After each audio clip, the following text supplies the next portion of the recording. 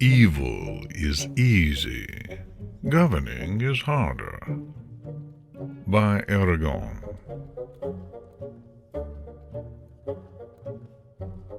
It is bad to be good.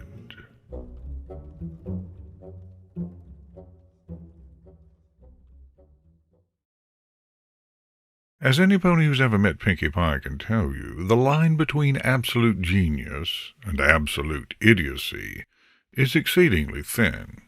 Extremes, you see, are closer to each other than to the center. Reality is shaped like a horseshoe in that way. Anything, while pushed to its absolute limit, will immediately start to resemble its total opposite.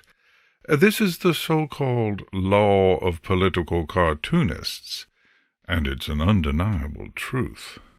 Consider now an extremely benevolent monarch. Celestia was drinking chamomile tea that morning and having a pleasant chat with her sister while handling some extremely important papers.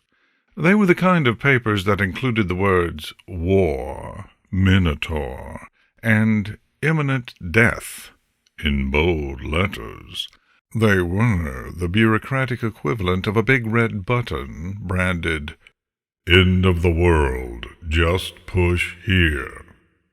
And Celestia was barely glancing at them. So, let me get this straight, Luna was saying, tapping her cup of tea. It was empty already. We do not approve of slavery anymore. No. Because of politics. Celestia looked to the side. She had perfect posture.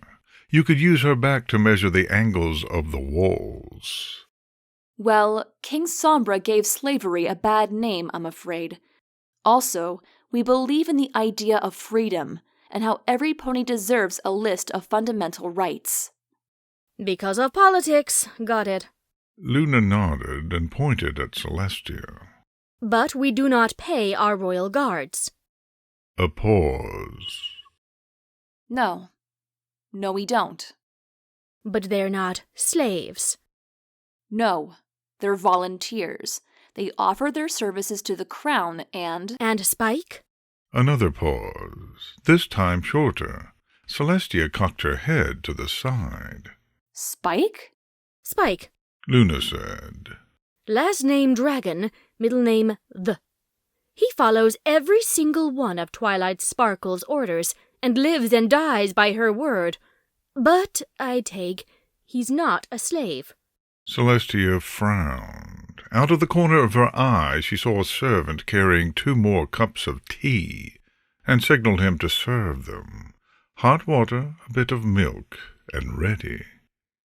Well, I wouldn't say he lives and dies by her word, although I'll admit that's a morally gray situation. Luna took the new cup of tea and sipped from it. Then This tastes like lava, sister.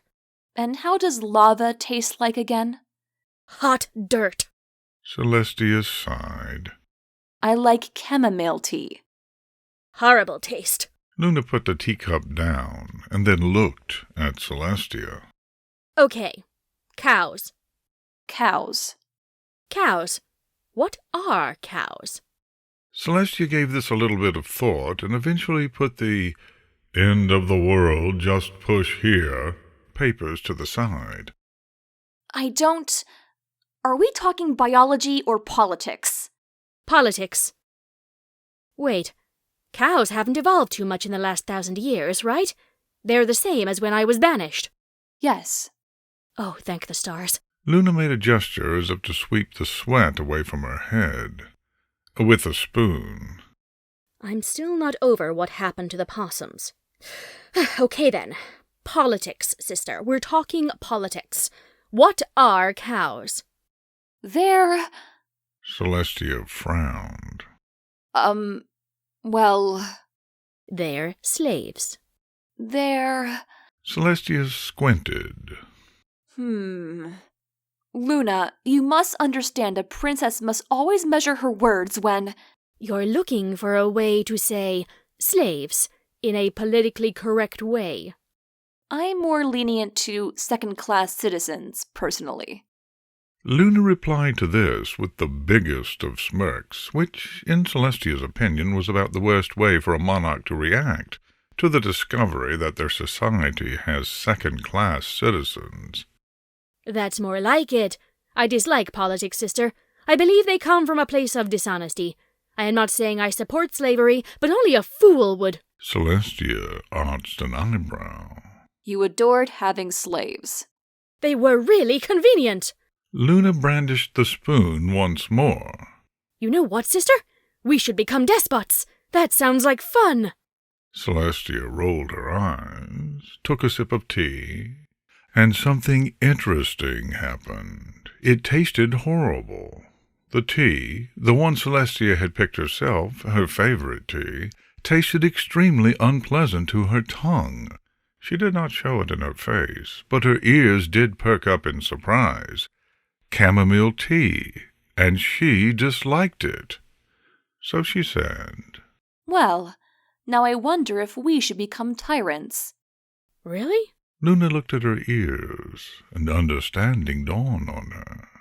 Oh, the tea. Indeed. Do you think it'll be hard? To rule under with an iron hoof? Oh, I'm sure we'll manage. And that's all it took. 3 months of darkness, and Canterlot looked exactly the same, but for a castle that was now black and with enough spikes to make a young dragon feel inadequate. It was a hedgehog-made building. Celestia now lived in a giant morning star. Daring Do, hero extraordinaire, arrived upon Canterlot Castle with her hat in one hoof and her whip in the other. The boom of the doors to the throne room being kicked open echoed through the halls of the castle like thunder through an open field, and Daring Do lowered her leg, teeth bared in a wolfish snarl. Celestia! She said, and her voice was raw with the thirst for justice. Curtains drawn, deep purple walls, the throne room was cast in the darkest of shadows. At the end, lit by candlelight, lay an obsidian throne. Sitting on it, snow-white coat stark against the black jewels that now adorned her chest and hooves, was Celestia, the Tyrant Queen. A blood-red crown rested on her head.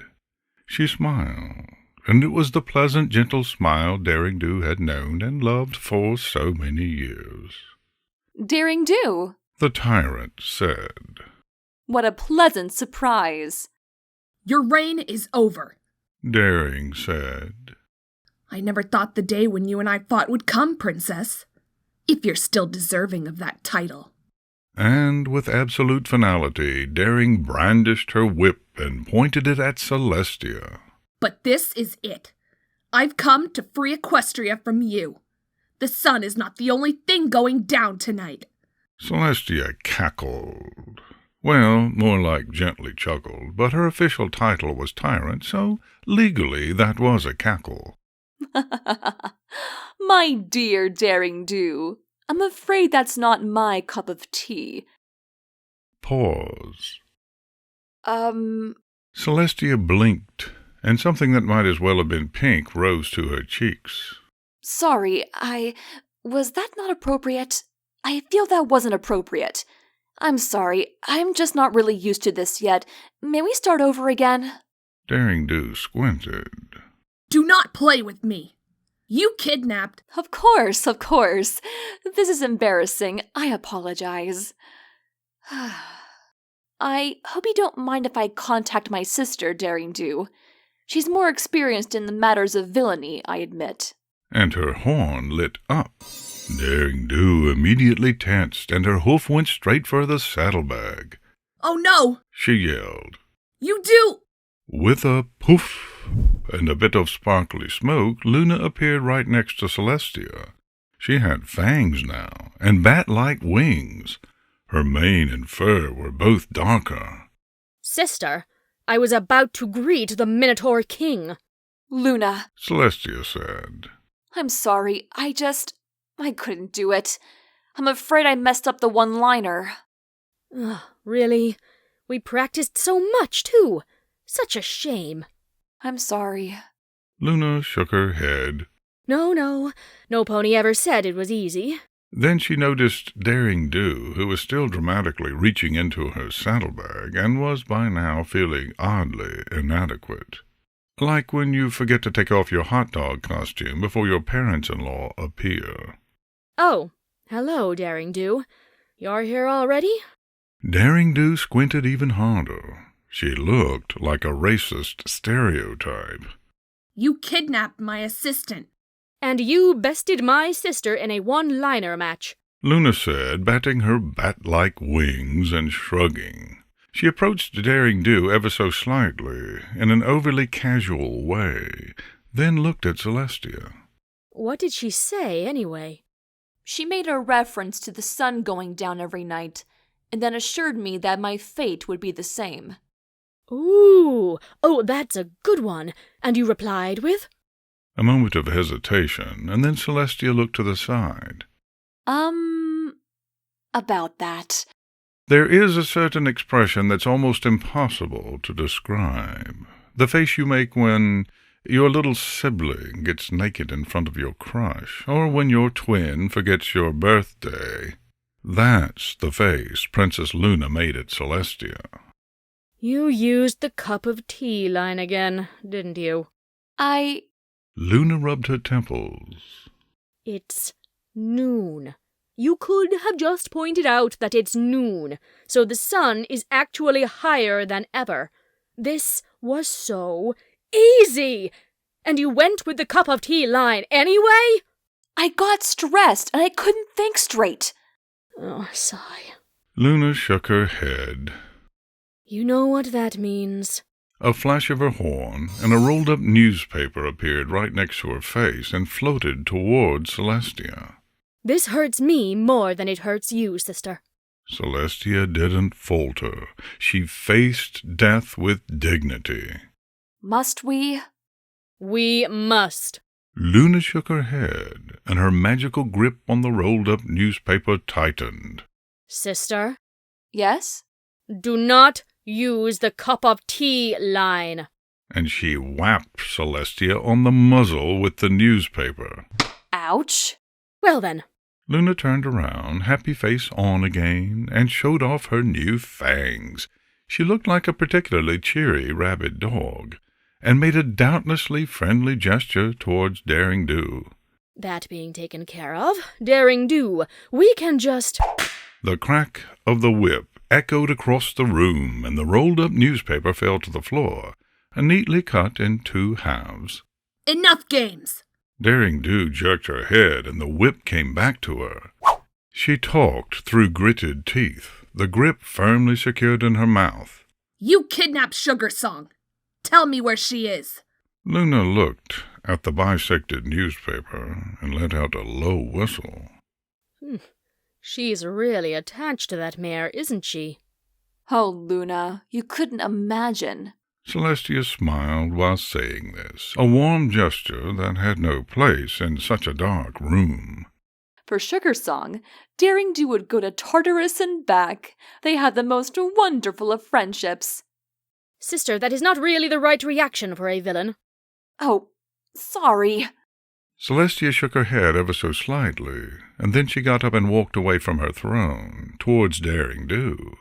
There was no fear in her eyes, even after Daring brandished the whip. I have kidnapped Sugar Song indeed, my dear Daring Do. I cannot tell you the reason. Let's just say I've gone mad with power. But I can tell you that you will not rescue her today. Tension rose. The air felt strange. The room itself seemed to hold its breath. The silence was like the last few seconds before the thunderstorm strikes. Luna stepped aside as her sister walked by, but her eyes never left Daring Do. As per the daredevil herself, she merely gritted her teeth and opened her wings, muscles tensed like bowstrings. But Celestia didn't mind it. She merely kept on walking on. In fact, she said, and her voice was sweet as sugar, old as wood. I'm afraid you might never see her again. Lightning struck. Many things happened at the same time. A blur, a blink. Daring Do moved. She zigzagged and charged head first, like an arrow being shot, fast, too fast for the eye. Luna was faster. No, she said. A flash of light. And Daring fell. She didn't trip. She fell, hard, crashing against the floor, limbs sprawled in all directions. And she felt herself being pulled amidst the blinding pain, sliding across the room like the puck in a hockey game. And then something stopped her. A hoof. Luna was slightly stepping on her. Sister, that was careless, Luna said, though her tone was too light for the message. You could have been hurt. You worry too much, Luna. And Celestia walked by, never looking back, and she passed the doors, and Daring yelled, You don't get to run away! No. And the whip tensed and stopped. Luna's horn was shining. She had grabbed it in mid-lash. The same trick won't work twice, I'm afraid. Luna pulled, and the whip came free from Daring Do's teeth and flew across the room like a snake's carcass in a hurricane. Although that was impressive, I didn't know you could use a whip. I should read your books. Daring Do growled more than talked. Luna, you of all ponies? Well, Luna frowned and then looked at Daring Do, who was, by the way, still sprawled behind her hoof, with something like annoyance. I will admit that I enjoy a more relaxed schedule than my sister, but I am still a princess. I have duties. I can't just read everything that... This doesn't make any sense already. Daring said, ignoring the blabber. Princess Celestia being a villain. A tyrant. It just... I can understand it. But you? Oh, we're talking about that. After all you did, all you went through, after all you promised, and you just betray Equestria like this again? Daring Do didn't move. I trusted you. I believed in your redemption when no pony else did. And it never mattered to you? Luna blinked. Her face looked perfectly innocent.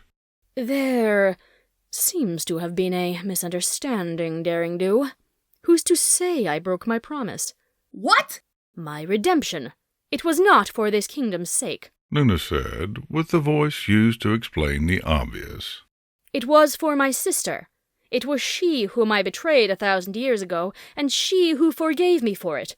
It is to her that I swore loyalty when I came back. Daring Do said nothing, and Luna saw this and smiled. I only care for Celestia. Where she goes, I follow. And she lowered her head and whispered into Daring's ear. Her breath was hot and cold, her voice full of dark spice.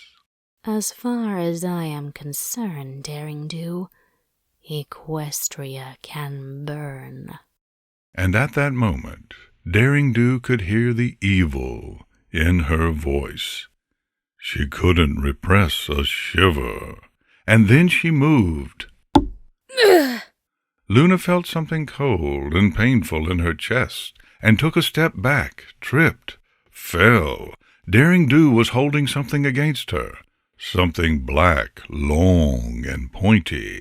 She felt the strength abandon her body, and her eyes widened in recognition.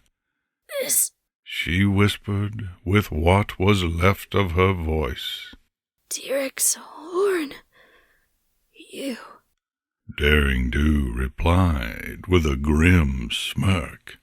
Princess Celestia said it herself, didn't she? I'd go to Tartarus and back. And that was the last thing Princess Luna heard before her magic was stolen away and everything went black. The click-clack of keys in the dark. Song's ears perked up. Some pony was opening the door to her dungeon. Her body didn't tense. There were many reasons for this. She'd been working with Daring Do so long, she knew to be relaxed when in danger, but mostly it was because she was chained to the wall by the neck, and frankly there were better ways to go out than accidentally suffocating yourself. Whispers outside. Song couldn't recognize the voices. They were too faint. Sugar Song was a petite unicorn, light blue. She wore a pair of little red glasses. She looked like a school teacher who gave candy to the kids who broke down crying, and she'd been held chained to that wall for weeks, maybe even months. When everything was so dark, when you couldn't see, time had no meaning. The door opened. Song held her breath. Sugar! And the way the voice almost broke, like there were shards of glass in the speaker's throat, hit her like a hammer, and the terror went away, and for a moment she forgot about her shackles and tried to get up, and not even the sudden lack of oxygen made her go down. Daring! She yelled, and soul singers wished they could put as much emotion as she had in her voice. Daring in here! Sugar! The door opened completely now, and suddenly there was light, and Sugar Song had to blink it away for a second. Where? Everything was blurry. Song noticed she'd lost her glasses, and she hadn't even noticed. To your right! In the corner! Sugar Song! The sound of hoofsteps quick against the stone floor, and suddenly Daring Do was hugging Song, careful to do it against the wall so she wouldn't choke against the shackles. Oh, thank the stars. I was so worried. I was just... Pause. Daring Do blinked, unhugged Sugar Song, and took a step back. She coughed, covering her mouth with a hoof, and looked to the side.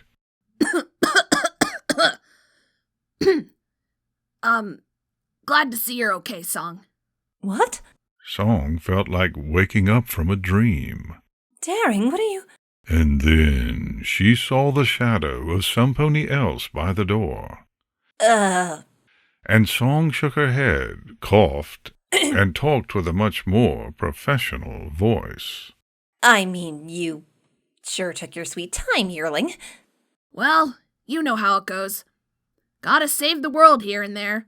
Fight some monsters. Can't just spend all my free time saving my assistant.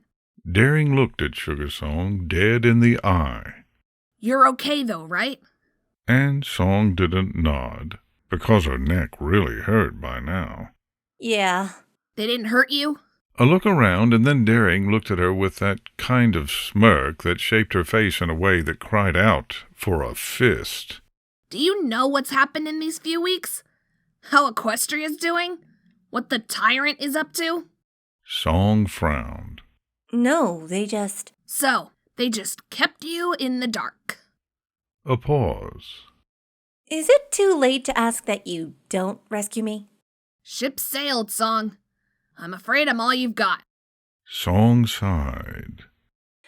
You know what? My mother was right. I should have taken that job as a librarian. She squinted. Dream job, right there. Nary a pun.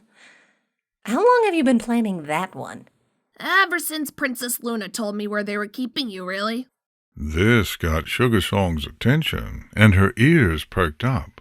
Princess Luna? Princess Luna told you where I am. Daring Do produced a big, old-looking key from her saddlebags and then started to work on Song's shackles. Had to force her a little. Princess? Oh, can I come in? I didn't want to interrupt. The door opened a little bit further, and the shadow standing in front of it came in. Princess Luna, Song could see now. Without glasses, her vision wasn't perfect, but it's not like she was blind. Luna looked different now. She had fangs, her coat was darker, and her bat-like wings were... Tied up? Yearling, did you tie up Princess Luna Another look. with a whip? Didn't have rope.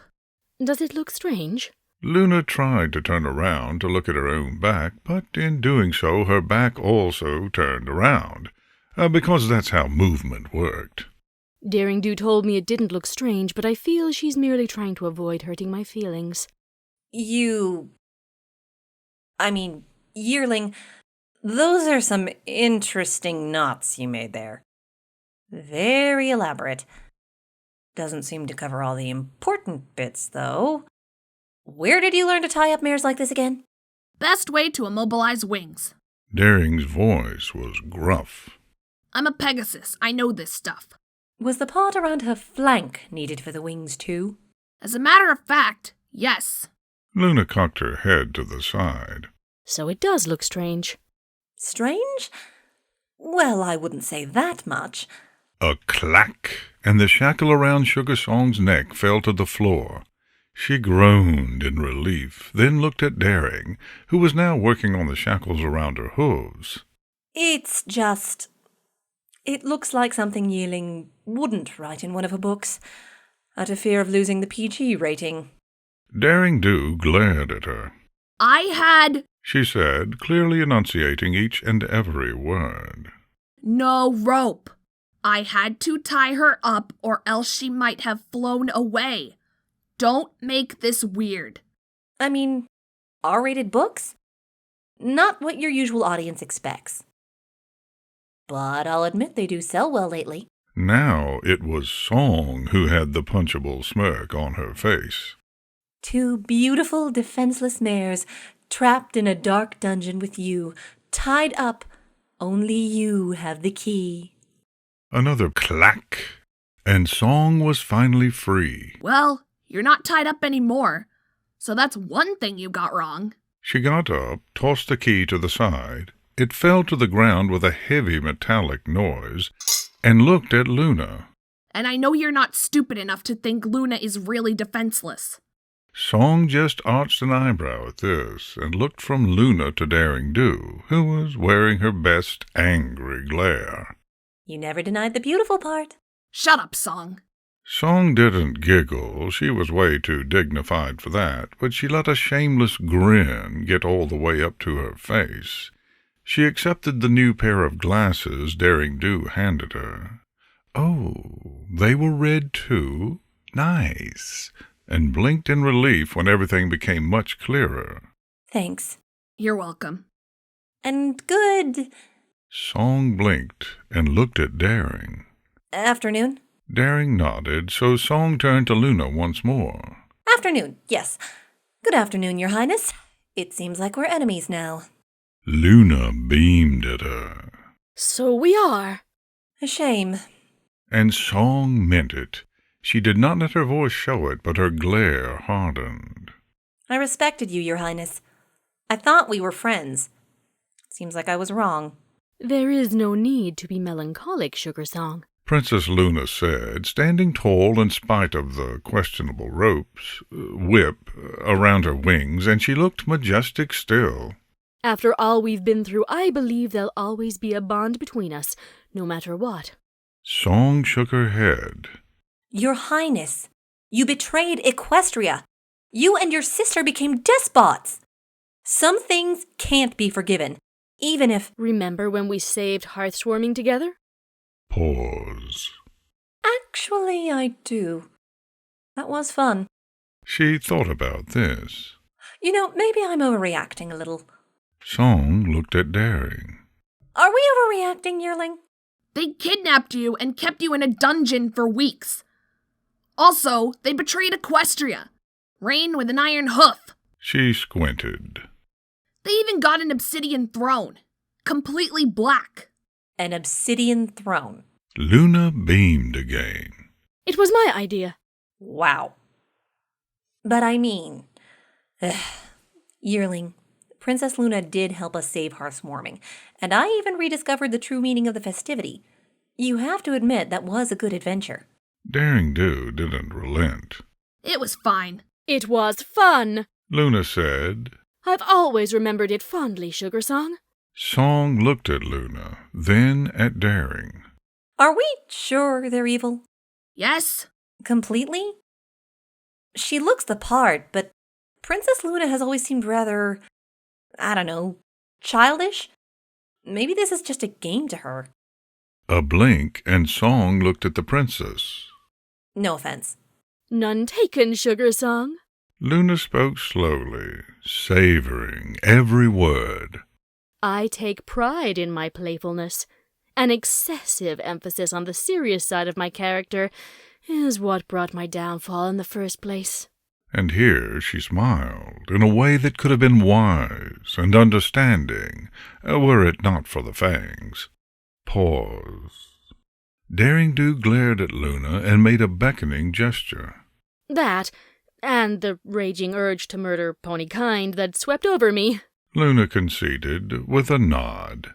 I assumed that was a given. Just wanted to make sure, Princess. Daring turned her back to her.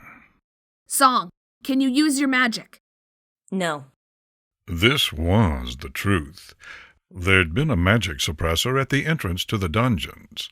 One of those doors that blocked your horns as you passed. Not until we get out of here, at least. I see. Daring buried her muzzle in her saddlebags, and then she took out...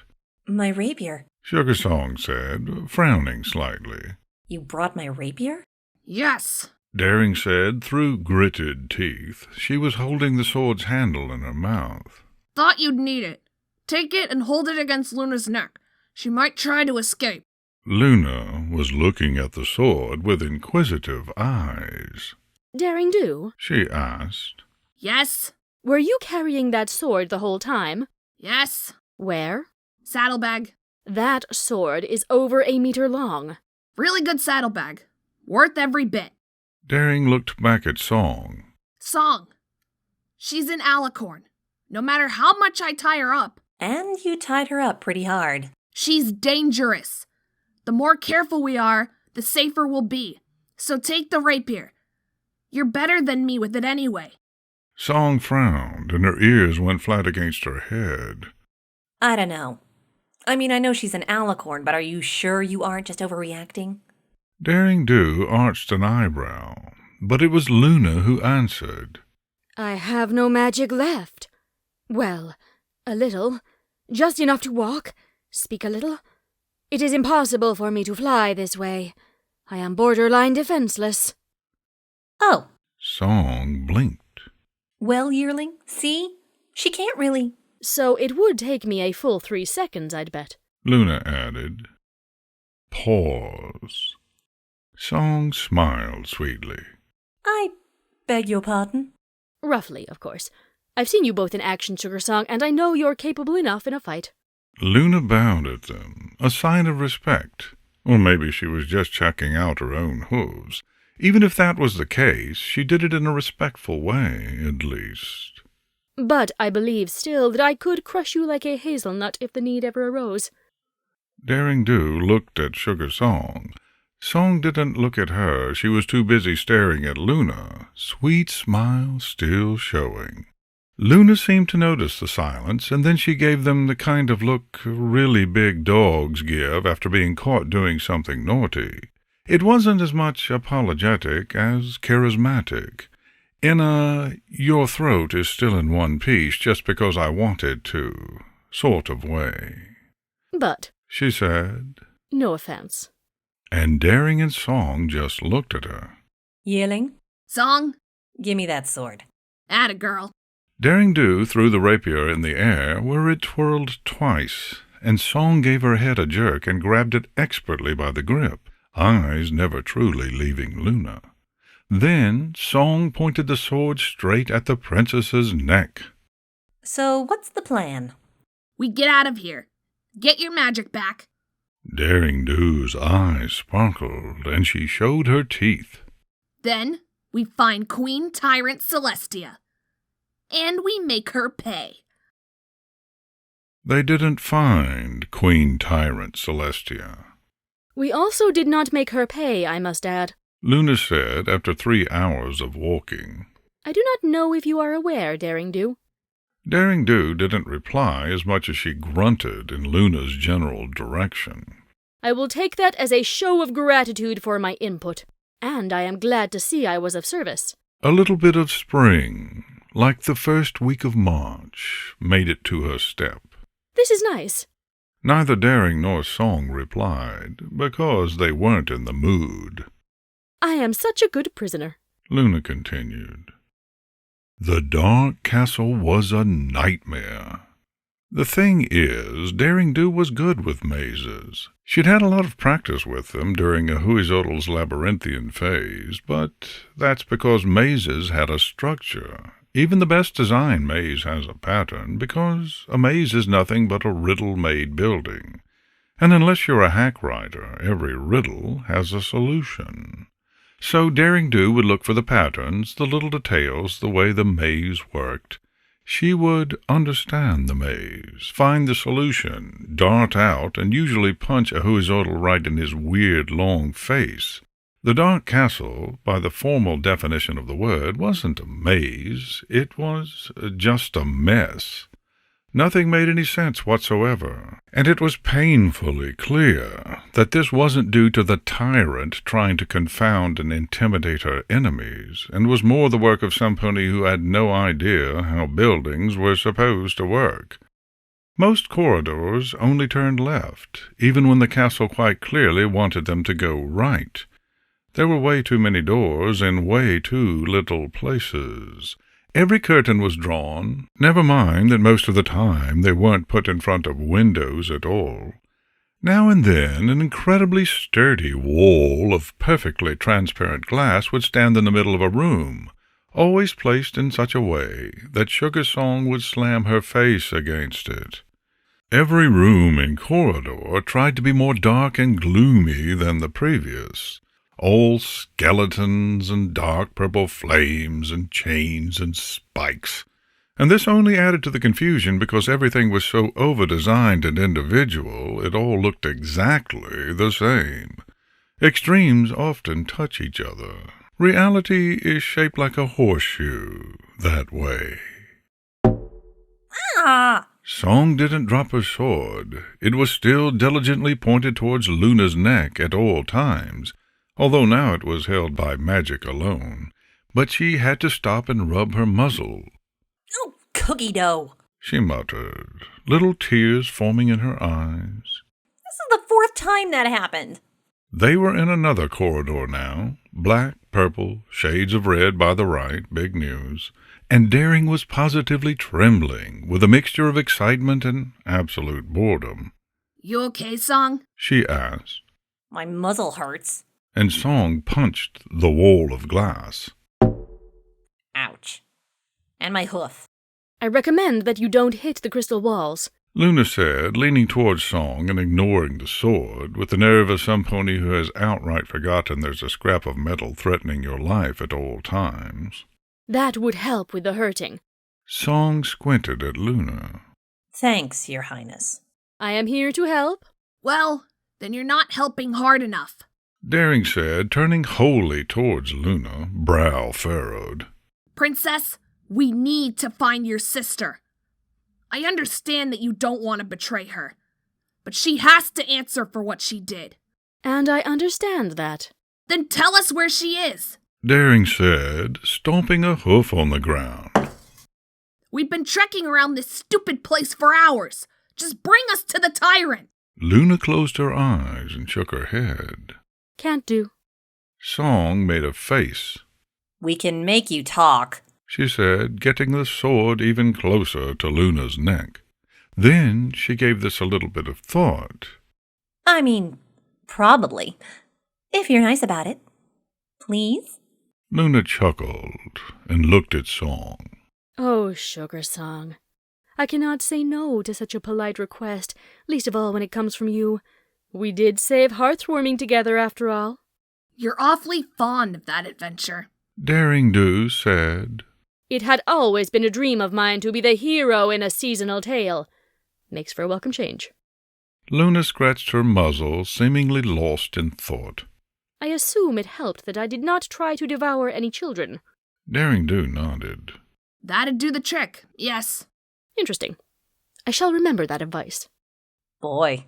Sugar looked up and down at Luna. The more I think about it, the more surprised I am at just how strongly I believed in your redemption, Your Highness. I have that effect on people. Luna nodded. I'm charismatic. And it was at that exact moment that someone tried to kill her. In what was steadily starting to become a somewhat characteristic move on Princess Luna's part, she did not flinch or even try to dodge when a sharp, pointy piece of metal approached her neck at a sound-breaking speed. But she was perfectly aware of it happening, and in fact it was Luna's eyes that Daring Do noticed. Luna's eyes suddenly darting to the left, and Daring Do felt, more than she saw, the sudden blur that came out of the corner. She felt, more than heard, the sound of sharp metal piercing through the air, and Song swatted the thing out of the air like a fly, and the projectile fell to the floor in a rather anticlimactic way. Nope. She said, her tone bored as she adjusted her little red glasses. Not on my watch.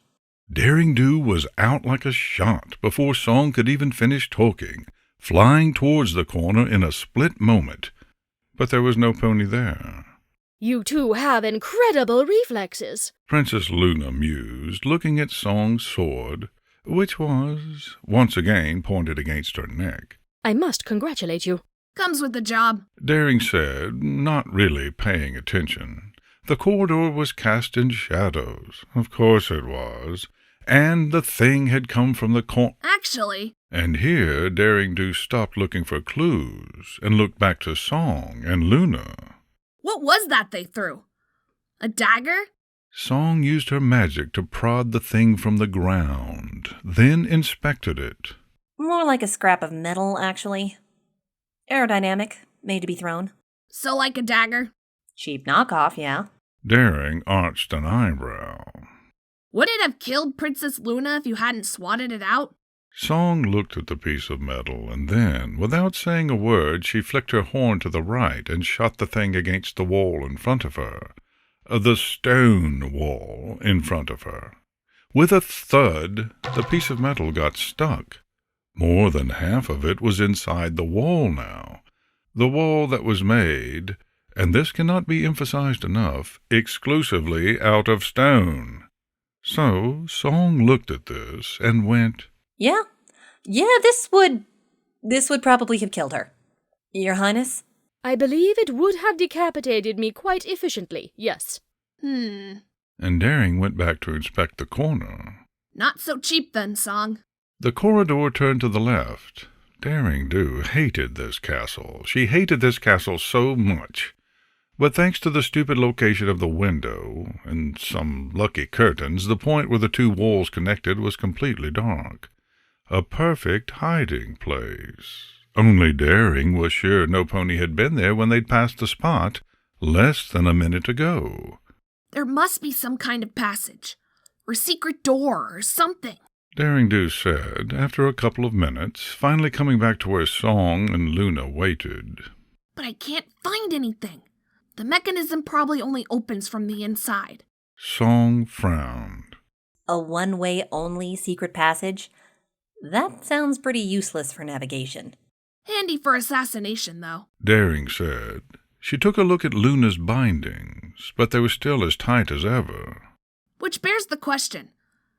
Princess, what just happened? Luna seemed to put some actual thought in her response. She was, if anything, a diligent prisoner. Well, I believe I almost underwent a murder, Daring Do. Sharp as usual, Princess. Thank you. The question here is why this just happened, Your Highness. Song said, readjusting her little red glasses once more. She didn't need to do it, but she liked how the gesture made her look smarter. And who threw the... Yearling, are we calling it a dagger? We're calling it a dagger. And who threw the dagger at you, Princess? Song finished. Do you have any idea? I don't. I do. Pause. Song arched an eyebrow. Well, usually this goes the other way around. Yearling? It was the tyrant. Who else? She knew you'd stop the dagger. What I want to know is the why. I know she's crazy, but there must be a reason for this. What? Song's eyes got wide. Yearling, you must be joking. There's no way Princess Celestia. Queen Tyrant Celestia. Luna and Daring corrected at the same time. She is sensitive about the title. Luna added, Right. No way Queen Tyrant Celestia would endanger Princess Luna's life. Wait, but you're still just a princess, Your Highness? I always thought princesses were prettier than queens. It's always the queens that play the role of a villain in fairy tales, are they not? I believed it would be better for my image to avoid such connotations. Song frowned. Your Highness? You are a villain. You talked about eating children like 5 minutes ago. Why, yes, but I always found myself to be rather insecure of my identity, my dear Sugar Song. But you do eat children, is what I'm getting at. Sugar Song. Daring Do said, voice cold, like a loveless marriage. Would you mind not chit-chatting with our prisoner? The current second most evil villain in all of Equestria, please? Can't a mare satisfy her curiosity now and then? Can't you do that after we topple their regime? Luna looked at them both, pensive expression on her face. Personally, I do not mind her inquiries, Daring Do, if that is what concerns you. Yes. That's what... You know what?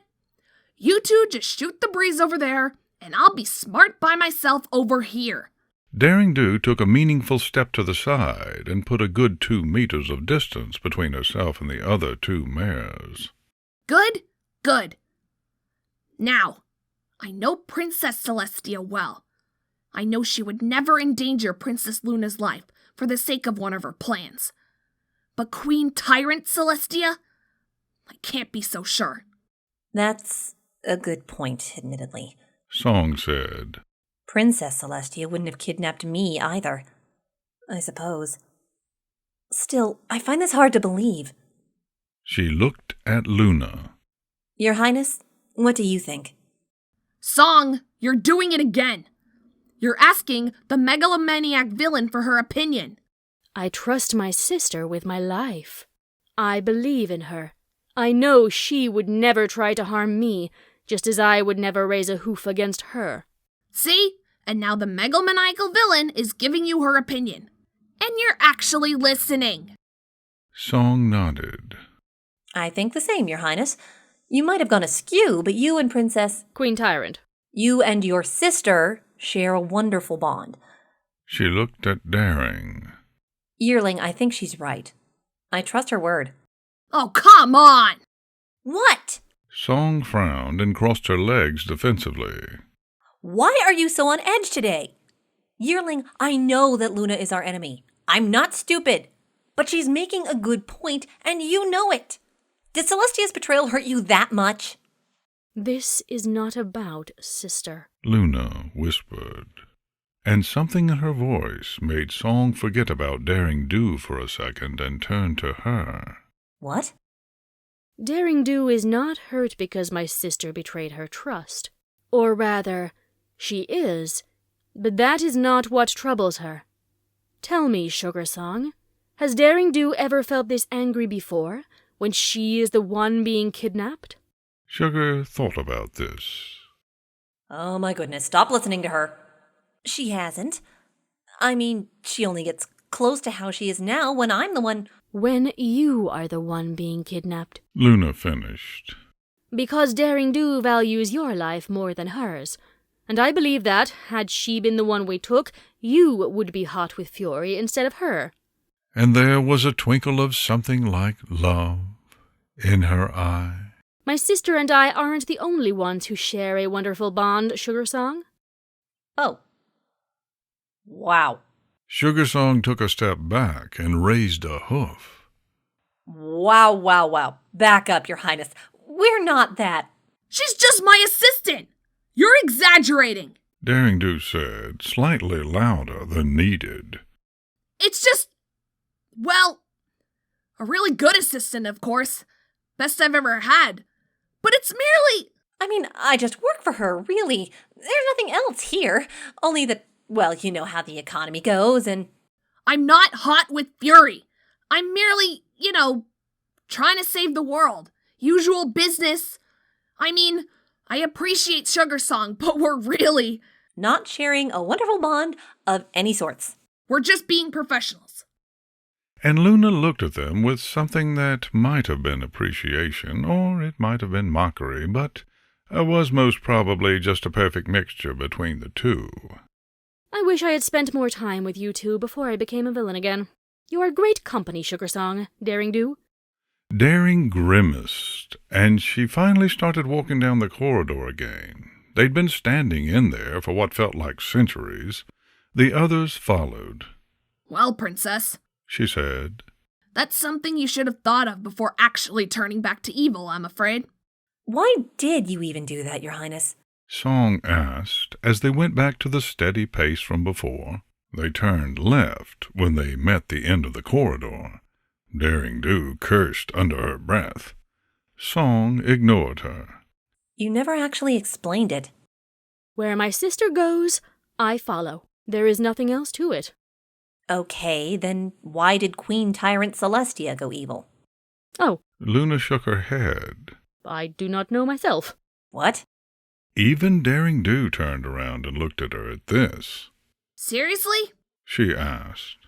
And Luna nodded. Indeed. Of course, there are many possible reasons.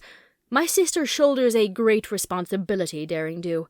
It is easy to crack under the pressure, especially when you do not feel recognized. A grimace.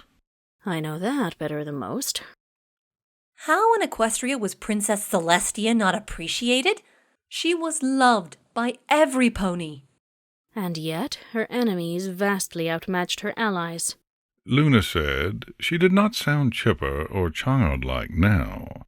There was venom in her voice.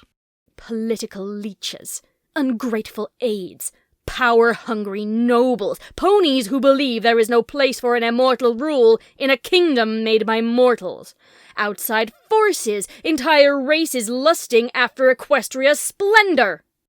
She closed her eyes. And my sister always turned the other cheek. I do not blame her if she chose to put an end to all of it on her own hooves.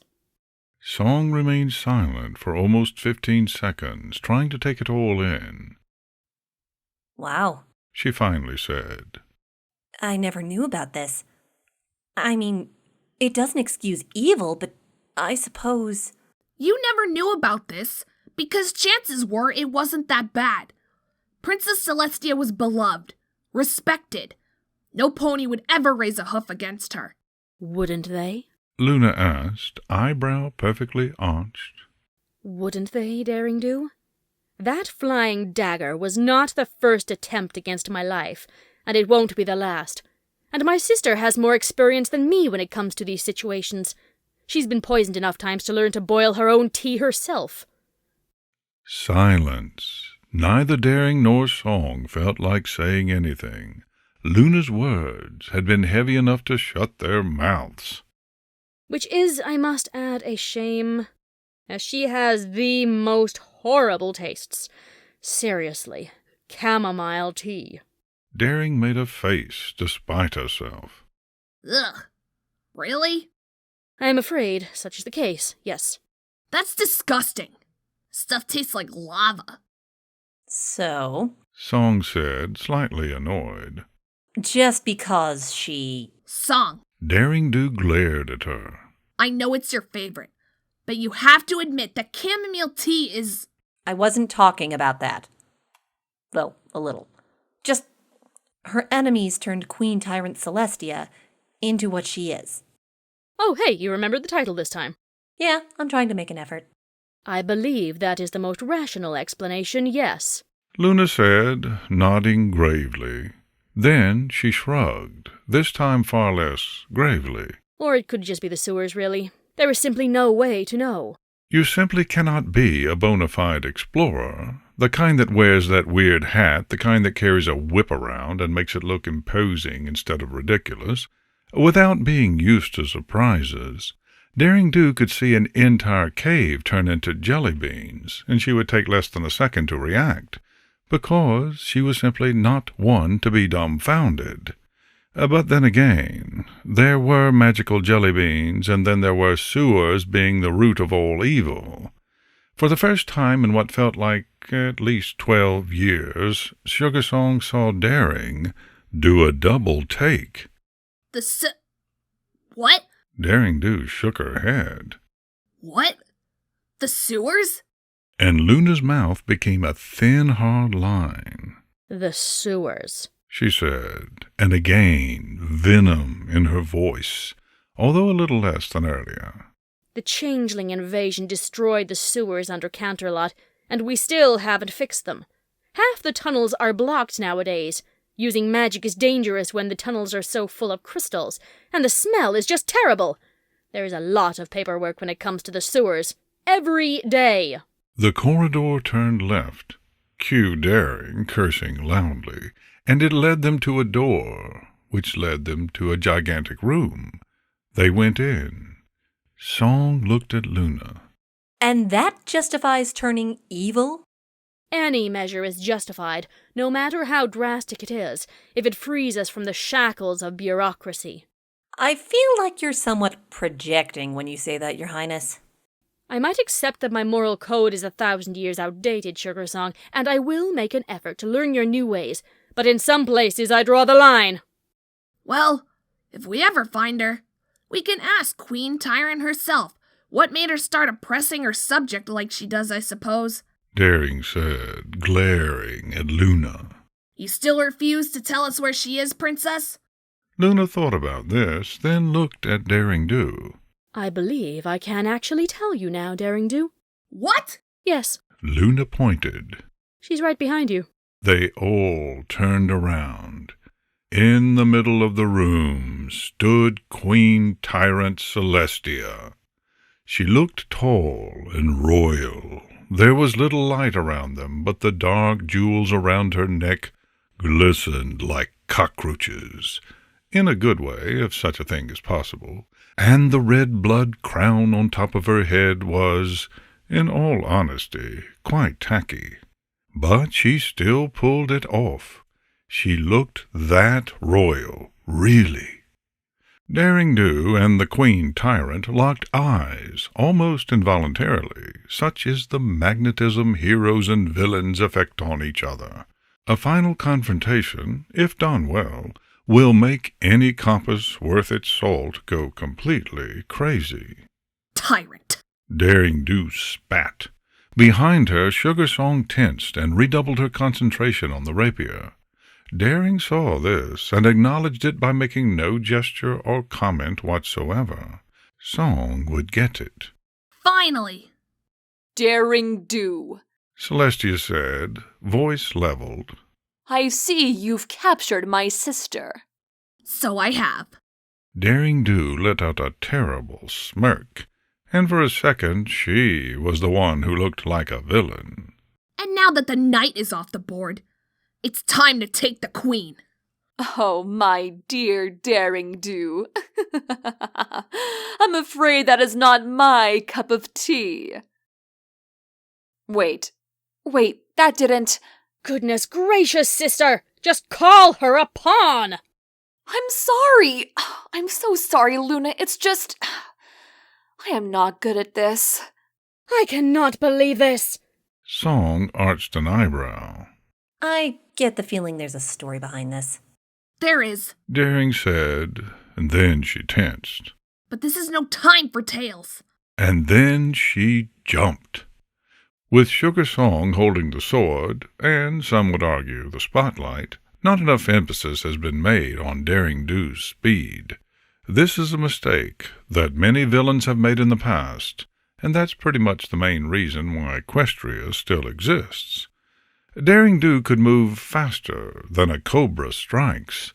Daring Do looked younger than she actually was, not because of genetics, but because of relativity. She had famously raced a laser once, and while no pony had been there to witness the result, Daring Do was still here, and the laser was not. So it is not a small thing when it's explained here that Daring Do moved as fast as she could, jumped as fast as she could, towards Celestia. It wasn't even a blur, because you can see a blur. It was like lightning.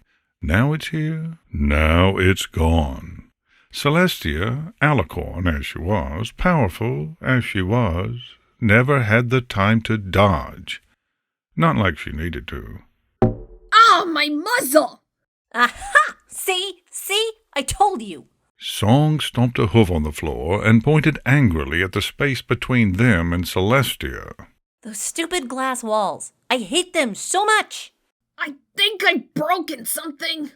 Song stopped looking at the glass and turned towards Daring. Gosh, are you okay? I'm in agony. Yeah, but are you okay? I do not wish to fight, Daring Do. Celestia said, ignoring the fact that Daring Do was currently squirming on the ground, trying to remember what being not in pain was like. I only came here to talk.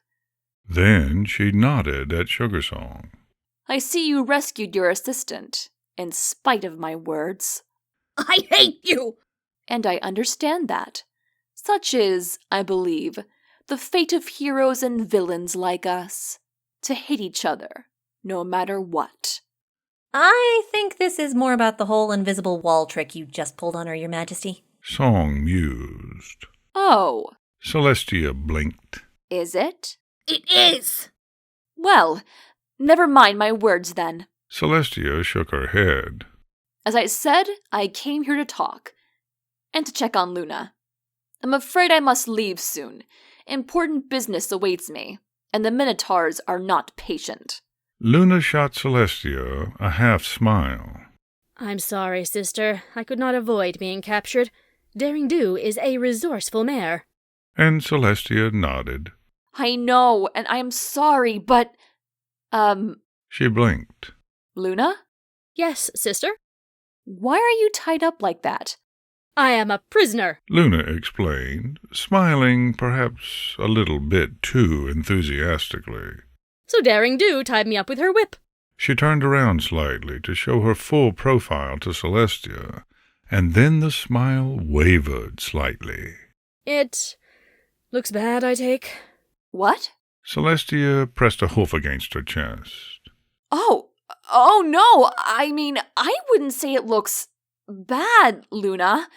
While I do not consider myself an expert on the subject at hand, you are a beautiful mare. Luna's smile went back to normal. Thank you. However, I am your sister, and as such, I find it highly uncomfortable to discuss such details. Celestia frowned. But I would appreciate it if you kept this kind of activity to a more, private environment, Daring Do.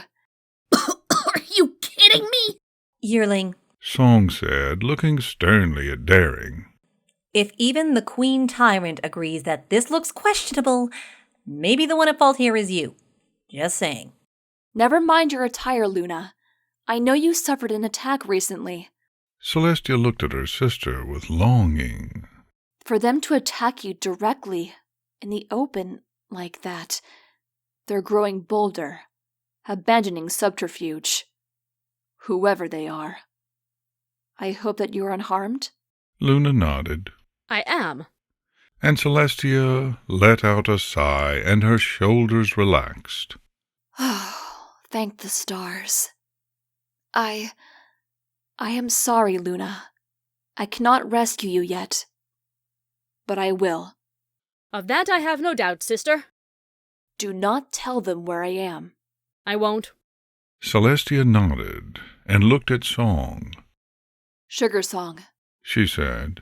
Daring was still screaming on the floor, but they all wordlessly chose to ignore her for the time being. I do not blame you for capturing my sister, especially after we kidnapped you, and I apologize for that. I did not wish to do such a thing, but I saw myself with no other option. However, I hope you understand. Song raised a hoof, and Celestia stopped. You will try to take back Luna. Song said. Yes, And I hope you understand, Your Majesty, that we will take you down. Celestia smiled at this. Her eyes were laughing. You will try. She said. And she left, walking slowly, and she never looked back. Song and Luna looked at her till she was gone, and then Song sighed and looked down at Daring. Yearling, are you done? Daring Do woke up, still rubbing her muzzle. The corners of her eyes were wet, and she was a little red, but her face was determined once again. Yeah, I am. You called her Majesty? She's a queen now. Song replied, shrugging. Do you think we can dismiss her throwing the dagger at Luna? She sounded honest. They always sound honest, Song. Daring replied. Her voice was grim, like the Reaper itself. That's why they're dangerous. Did you hear what she said? Minotaurs. Song looked around. In a maze. Fitting. This isn't a maze, but I get you. Remind me to work that reference somewhere when I write the book. It'll make me sound smarter. You're such an artist sometimes, Yearling. You put so much thought into your work. Shut up, Song. Daring looked at Luna, eyebrow arched. You mentioned the Minotaurs, too. Way back in the throne room. Song blinked. She did? Yeah, before I got to you. Daring was still looking at Luna. Princess, seeing how easily Celestia found us, I assume you and her can locate each other with ease? Luna nodded. Indeed. But you won't tell us where she is.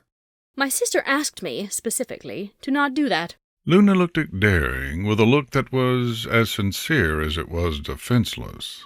I am afraid you know what my stance is. Daring Do nodded to herself, rubbed her muzzle a little bit more. But what if I asked you, and I only do this because I know you're a great prisoner, mind you, to tell us where the Minotaurs are? Song smiled at this and elbowed Daring. Loopholes and emotional manipulation? Senponi's getting serious. Song, it stops being effective if you point it out. No. Luna shook her head, and both mares' attention was suddenly on her. It worked nonetheless. My sister did not forbid me to tell you this, and we villains are famously obsessed with loopholes. Oh. Song blinked, then looked at Daring. Well, that's a relief. Daring gave Song a strained smile. It's really not. What? Why? How much do you know about Minotaurs, Song? A minotaur is, essentially, a bull with opposable thumbs. If this description alone is not enough to fill you with terror, then you have never met a bull. What is this?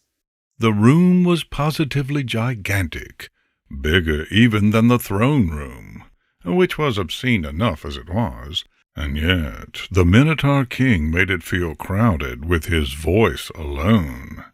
You are not the queen. We're forced to wait for hours, and this is the sorry escort that welcomes us. I'm a princess. Luna pointed out. Bah! Bah! The Minotaur King, of the Cowlifate, if you will, made a dismissive gesture with his huge hairy hands. Princesses! Barely worth the time. Prettier than queens, but hardly ever adequate villains. And Luna made a gesture that in another universe, in another dimension, would have been a fist pump. Yes! The Minotaur King was huge and built like a brick house. His pectorals alone stood taller than Princess Luna's head, and his entire body was covered in thick black fur that looked hard enough to block arrows. His nostrils were the size of apples. His horns were harder, larger, and sharper than that of even an alicorn. And between them sat a twisted, vaguely crown-shaped clunk of metal. Around him stood his escort. His wife, the Minotaur Queen, was wearing a smaller chunk of crown-shaped metal. Toddling around was the royal baby, an adorable little calf who already had enough muscle to bench press an elephant, and finally 6 Minotaur guards that didn't so much skip leg day as devour it for the protein. Minotaurs are the reason the term beast has bad connotations, and there were 9 of them in the room. This didn't spell trouble as much as it wrote it in the sky with flaming letters. If you dare to make a Minotaur pun, yearling, Song whispered. I can't be held responsible for my actions. So, you're asking me if I'm daring enough? I am going to set fire to your house. I never liked minotaurs to begin with, and this one is famous for being boisterous. Daring Do thoroughly ignored Song, and just squinted at the Minotaur King, whose eyes were 2 tiny red dots, a blink away from total rage. They say he's a dangerous monster, and I believe it. He's imposing, has a dangerous minotaur. You've got to be kidding me. But are you seeing what I'm seeing? Daring pointed. Over there? Song rolled her eyes, then looked, and her eyes got wide. Oh. Yeah. Then Daring took a deep breath and punched Song's shoulder. Wish me luck, Song. You'll need it. But Song punched Daring's shoulder back, and there was an astounding amount of love in that gesture. Be careful, yearling. Daring nodded, and then she raised her voice. Minotaur King! She said, and she walked towards the gigantic beast, head held high, no fear in her eyes. We don't come here in the Queen Tyrant's name! Bah! The Minotaur King glared. He couldn't look, he could only glare, really, at Daring, and showed off his teeth in a snarl that would have steam-boiled an iceberg, gigantic nostrils flaring. Bah! I do not care, then. I will listen only to the Queen. Daring Do nodded. Your lands, your Minotarias, have never held friendly relationships with Equestria. I take the Queen Tyrant's new politics have changed this? Bah! New politics. Bah! And he waved his huge hairy hands in a dismissive way. Such a dismissive way, in fact, that he almost sent his own kid flying. The royal baby had been aimlessly walking around the Minotaur King's legs for a while. She has done nothing but change her title. We will not abide to such a weak policy. Oh. By Song's side, Luna pressed both hooves against her chest, eyes sparkling. Look at that baby. It is adorable, is it not, Sugar Song? What? Song looked at her, then at the royal baby. It was cute, she guessed, if you were into triceps. Maybe? Who's a cute baby? And Luna kneeled down and lifted up the royal baby, then cradled it up in her arms. The thing liked it. It tried to grab her mane, giggling with a voice that was deeper than the ocean. You are a cute baby if I say so. Yes, you are. Oh, I could just gobble you up. Yes, I could. Silence. Your Highness? It is merely a manner of speech, Sugar Song. Yeah, it better. She calls herself the Queen Tyrant. The Minotaur King was yelling at the moment. But she does not oppress her subjects. She does not kill her enemies. She simply changes her castle. Daring Do made a face. She kidnapped my assistant, if that's something to you. The Minotaur King slapped one knee. His gigantic nostrils flared again anyway. That is not something to me. I do not care for your assistance. And to be honest, I don't even know who you are. Neither do I care. He snarled once again. The Queen has failed to impress us. This means war! All the other Minotaurs roared enthusiastically behind the king. Daring Do just blinked. Uh-huh. You don't seem impressed. Nah, I'm really not. Daring Do pointed at the Minotaur Queen. However, That mini tiara on your wife's head reminded me of something, Minotaur King. She buried her muzzle in her saddlebag and produced the dagger that had been thrown at Luna. This was used to try to decapitate Princess Luna. Don't you think it looks familiar? Bah! Bah! I do not care for daggers. And the Minotaur King slapped the dagger away from Daring's hoof. It flew across the room, and then it hit the wall at the other side. Daring said nothing. She just stared at the dust at the other side of the room. The wall had been pretty much pulverized. Princess Luna's strength has been lauded across my lands. No weapon would pierce her. Do not lie to me. As in a daze, Daring Do went back to her saddlebag and took T-Rex horn out. No, I'm not lying. I just used this horn to... Bah! Bah! I do not care for horns. And the Minotaur King slapped the horn away from Daring's hoof. It flew across the room, and it hit the wall on the other side, exactly on the same spot the dagger had hit too. Silence. Then Luna took a step forward and presented the little calf to the Minotaur King. Here, take this baby. Bah! I do not care for babies. And the Minotaur King slapped the... No. Sugar Song pushed Luna and the royal baby away from the Minotaur King. No infanticide. Not on my watch. Aw, Luna made a pout. you are not fun, Sugar Song. Bah! The Minotaur King yelled. It is said that Princess Luna is strong. Stronger than you. Nostrils flaring, nothing new under the sun. I do not smile upon lies. I do not smile upon anything. And who are you to talk to me? And what are you doing here? Oh, blast it. Might as well go all in. Daring muttered. Minotaur King! My name is Daring Do. And she stuck her chest out, trying not to think how much her hoof hurt because of the slaps, and yelled. I assume you've heard about me. This made the Minotaur King stop and stare, mouth wide open, and for a beautiful second he stopped yelling. Then the moment passed. Yes, yes. The Minotaur King stomped on the ground enthusiastically. I do know your name. You are a hero, a world-famous one. Indeed I am. Daring Do said, nodding. I came here to save Equestria, as you might have guessed already. We seem to have common interests, Minotaur King. Perhaps we could help each other.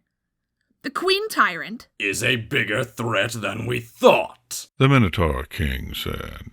Yeah, Daring grinned. exactly. To be hunted by Daring Do. That is a sign of worthiness. If she had killed you, she might have earned my respect. Yeah, Daring grinned even harder. What? But she failed. She came out short. The Minotaur King snarled again. Behind him, the guards and the Queen tensed.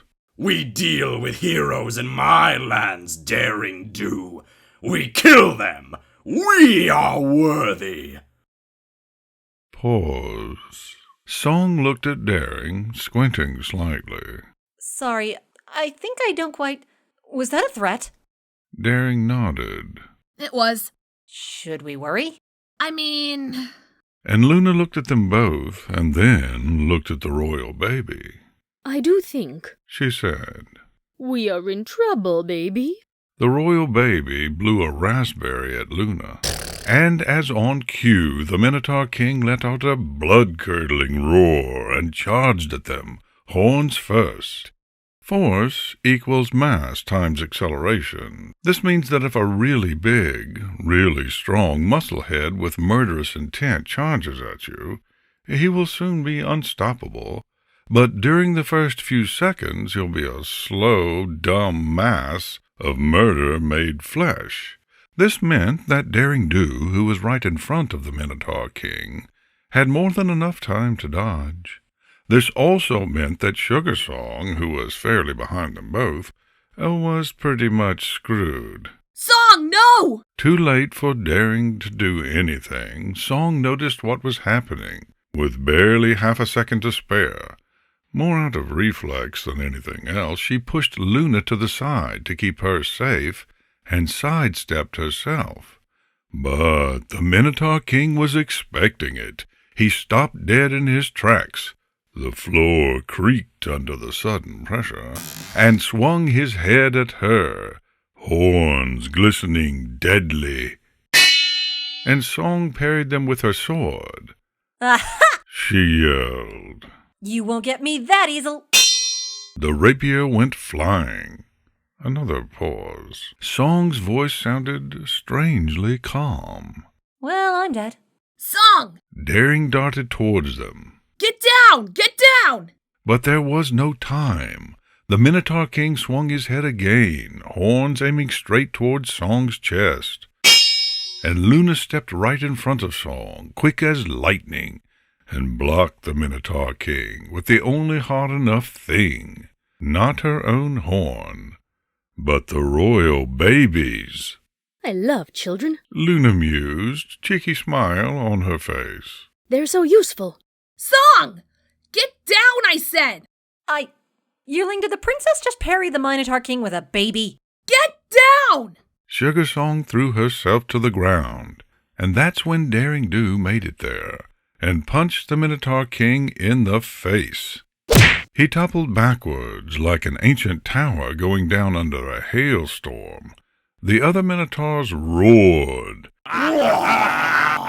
Daring Do grabbed the royal baby and threw it at them, horns first, javelin style. Still down, the Minotaur King roared. Behind him, his escort stumbled and tripped on the flying calf. Daring turned towards the door. Run! They ran. The only good thing about being chased in deadly convoluted buildings is that it should be extremely easy to lose your persecutors. Should. I hate this place! Daring yelled as she flew by, wind roaring like thunder in her ears, yet not loud enough to drown the sound of 9 Minotaurs screaming bloody murder not far away from them. I hate this place! I hate this place! I hate this place! Why are they so good at following us? Song screamed. She was being carried by Daring Do because there was no way she'd be able to run this fast. How are they still behind us? The Minotaur King has an amazing sense of smell. Luna stated calmly, gracefully gliding right next to them. He is probably following us by our scent, Sugar Song. Oh, right. Yeah, he had huge nostrils, didn't he? I hate this place! Daring Do shot a wild look at Luna. And how are you flying? Where's my whip? I took it off. Luna closed her eyes apologetically. I did not think I could fly with it. But I took your magic! Luna shrugged. The Minotaur King broke T-Rex's horn. I got it back. Song readjusted her glasses. They were flying at top speed, so the gesture was needed for once. But you didn't escape. And you saved my life, too. Well, I am your prisoner. Behind them, the Minotaurs roared again. They sounded closer. Daring gritted her teeth and tried to fly a little faster. Yearling, Song's voice was heavy. I'm slowing you down. Maybe you should... No! Shut up! Daring gritted her teeth even harder. Scent! Scent, scent, scent! They follow our scent! How do we get them out? How do we lose... Princess! Luna almost flinched. Yes? The sewers! You said the smell was horrible. Would it be enough to cover our scent? Luna thought about this. Yes? She said. Yes, I believe it would. Then get us there right now! So Luna shot a burst of magic at the floor beneath them. The effect was immediate. There was almost no sound. The floor didn't explode, it merely turned to dust, but there was a blinding light, and for a moment they stopped in their tracks almost immediately. There was a sudden pull as the air got sucked into the empty space that had been occupied by a ton of rock and stone. And then there was the smell. They didn't waste time talking. The Minotaurs were too close. They just jumped right in and flew into the sewers. There was almost no light down there. Stressful minutes followed. They flew by in random directions, trying their hardest to get lost. They turned right. Daring let out a wordless, triumphant yell 1,000 times, went up, went down. Half the corridors were dead ends. The sewers were more a cave than anything. The walls felt naturally grown, full of crystals and little gems, and only the doors and passageways were carved. But, if anything, that only made the destruction more apparent. Entire sections were impossible to traverse, huge chunks of debris blocking the way, forcing them to go around or even go back. It felt like a bomb had gone off down there. The Minotaurs didn't seem to have this problem. They merely powered through every single wall, creating a passageway if there was none. But at last, finally, they lost them. They're going the wrong way, Daring said when they had finally let themselves stop. They were panting slightly. I heard them tear down a wall somewhere to the right. We've lost them. The smell did help us. Song swallowed and frowned, Yearling. I know. and Daring's frown darkened. Trust me, I've noticed. What? Princess Luna looked at them, confused. Then she blinked. Ah, of course. She closed her eyes, her horn flashed. Song's ears perked up, Oh. she said, Oh. and she grabbed her rapier, which Luna had just invoked in front of her. Thanks, Your Highness. You are welcome. Another flash. Daring Do, here is your whip. Hey, pretty sweet of you, Princess. Wasn't expecting that. Daring grabbed the whip and eyed Luna. Want me to tie you up again? Song gave her a strange look, almost smug. Oh, you're asking for consent now. You're such a wonderful lover. Daring glared. Why did I rescue you again? Luna looked at them both and let out a heartfelt chuckle, which soon turned into a small cough fit. Once it passed, she wrinkled her muzzle. The smell got worse. I still remember my time, when sewers were not yet a thing, and I cannot help but think it was a better method. This caught Daring Do's attention. It got worse, you said? Princess, did the sewers always smell like this? What? Luna cocked her head to the side. Of course they did. Was it not for this reason that we came down here in the first place? Daring Do said nothing. She just looked at Song. Song nodded.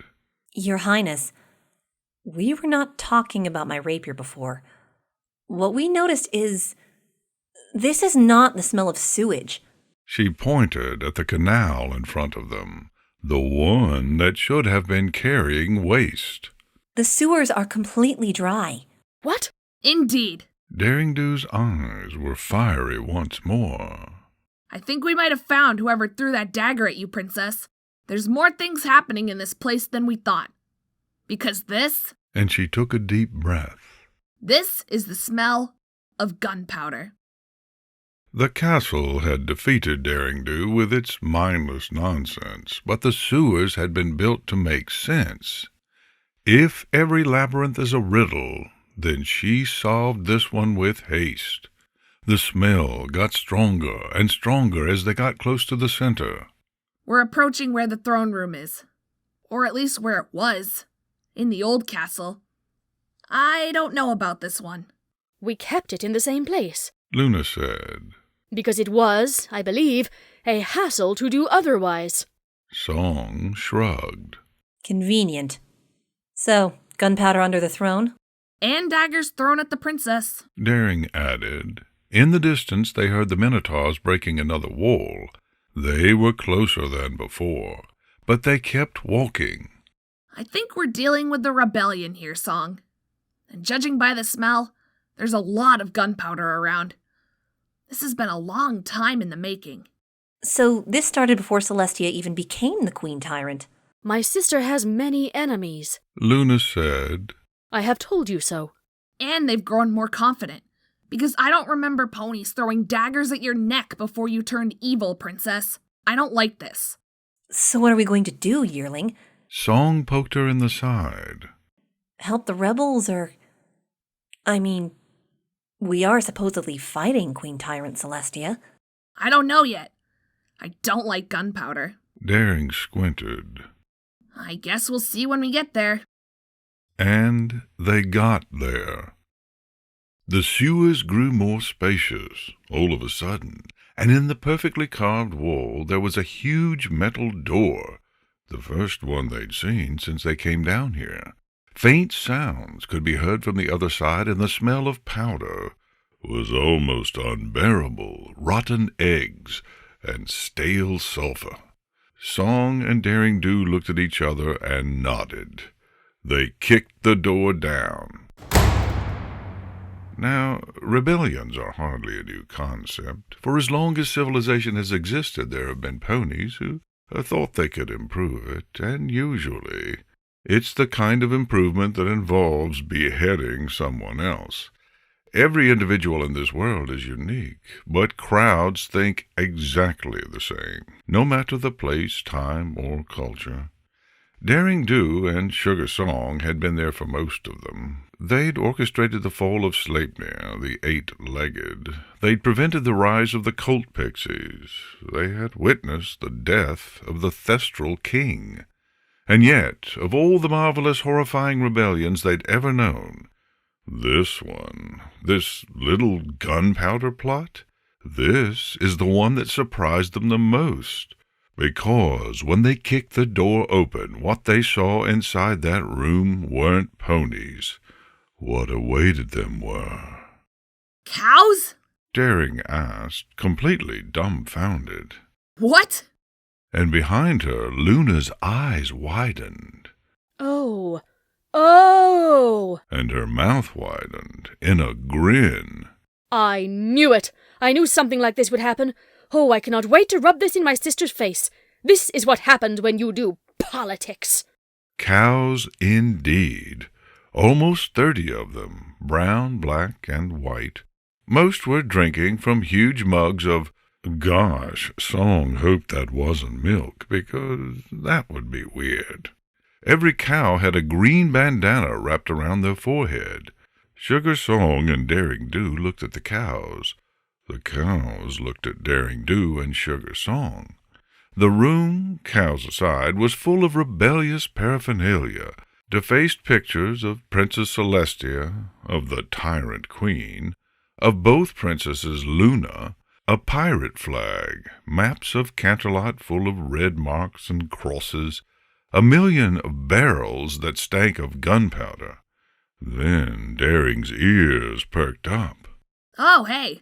So that's why the dagger reminded me of the Minotaur Queen's mini tiara. Song looked at her. Yeah? Yeah, their cultures are really similar. Daring made a broad gesture with her hoof. So, same blacksmithing techniques. I mean, they're pretty much the same species anyway. Right. Then one of the cows yelled with a high-pitched voice, "It's the princess! We've been found!" And that's when the stampede happened. Force equals mass times acceleration. This means that if many slightly unathletic cows charge you at the same time, they will soon be unstoppable. Nope. Daring said. And one uppercut later, the first cow of the bunch was sent flying, and that was pretty much it for the stampede. The rest of the cows took the much more sensible option of quietly shuffling backwards instead. Luna closed the door behind them and cast a spell on it. There! She said. Now they cannot escape from us. We are free to do as we please. Daring waved her hoof to cool it off, and then looked at Song. This is a little underwhelming, don't you think? After the Minotaurs? Song smiled. A little, yeah, but still, Yearling. A cow rebellion? Never would have crossed my mind. You! The leader of the cows, easy to identify, she was wearing an eye patch, made her way out of the crowd and pointed an accusatory hoof at the heroes and Luna. I know who you are. Daring arched an eyebrow. Lost your chance to say who you are there, buddy. I am not your buddy. You're Daring Do, The cow continued. a friend of the Queen Tyrant, an ally of the tyrannical empire that enslaved our people for millennia. She turned around, hoof in the air. Death to the crown! Death to the crown! The cows replied in one voice. Wonderful. Daring said. Then she raised her voice. I am not an ally of the crown anymore. I swore loyalty to Princess Celestia, not the Queen Tyrant. What is this? This The cow yelled, horrible smile on her face. is our fight for freedom. This is the cows finally getting back what belongs to us. This is us breaking free of our shackles, defeating our oppressors. No longer will we be seen as second-class citizens. Well, I suppose I can get behind that. Daring Do said, frowning.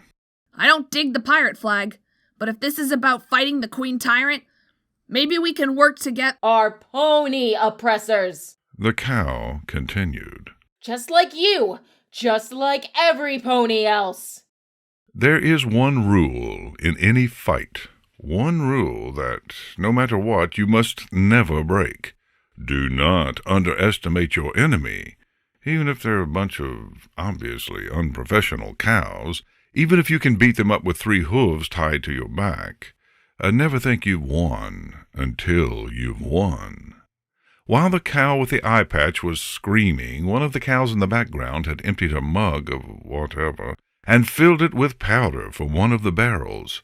She then raised it carefully, trying her best not to be noticed. Luna, Song, and Daring noticed. They silently watched her, waiting for her move, anticipating it. Not like it ever mattered, because the Minotaur King chose that exact moment to break through the outer wall. He pointed at Daring Do. I found you! Daring flinched. One cow screamed. And that's when the stampede actually happened. There are probably worse things than being trapped in a room with 30 panicky cows and pure unadulterated Minotaur rage.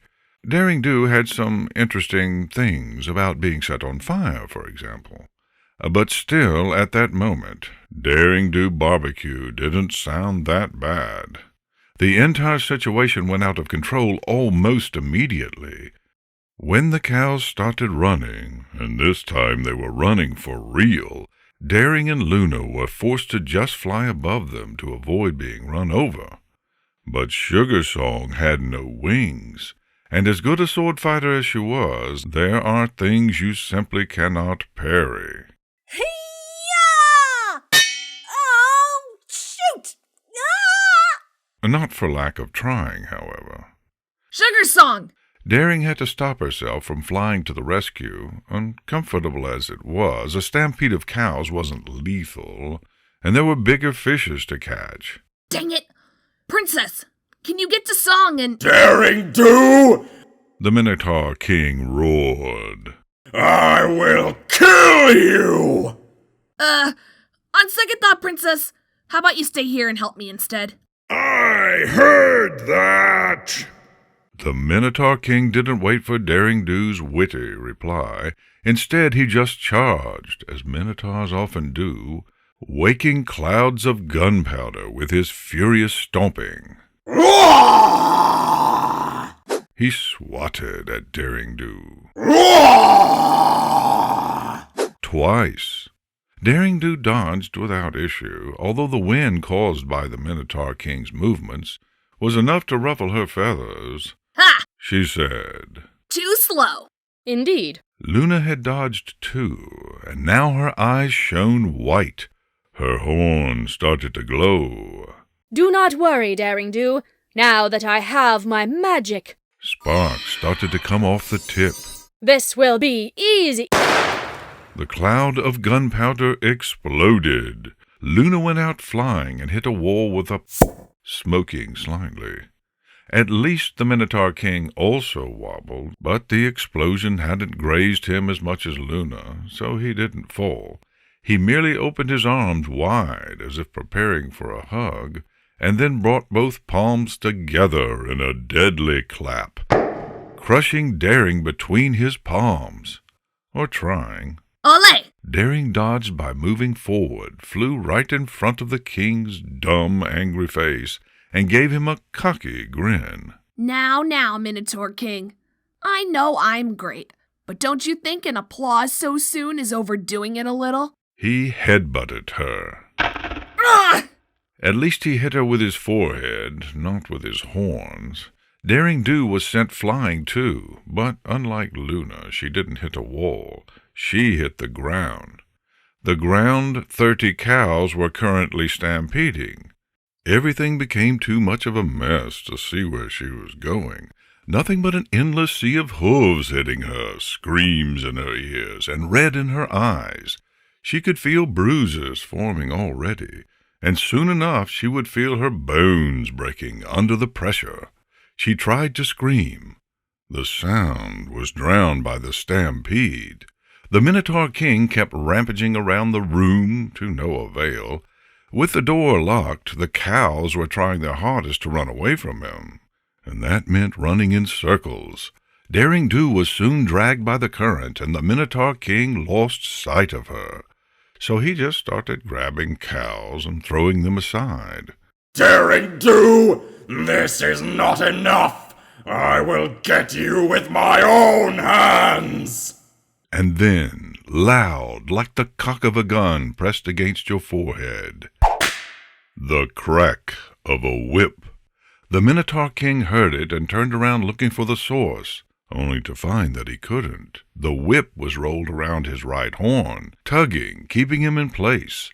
But the Minotaur King could not be tamed.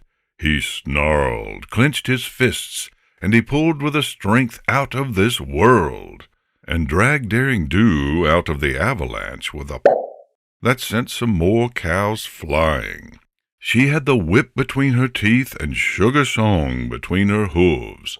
The whiplash almost propelled them to the other side of the room, but Daring Do managed to stop in time, and then she just stood there, hovering, Sugar Song hugging her tightly, 4 legs around her neck. See? Daring whispered, eyes never leaving the Minotaur King. Just as planned. You okay? Song's eyes were wide. She was panting.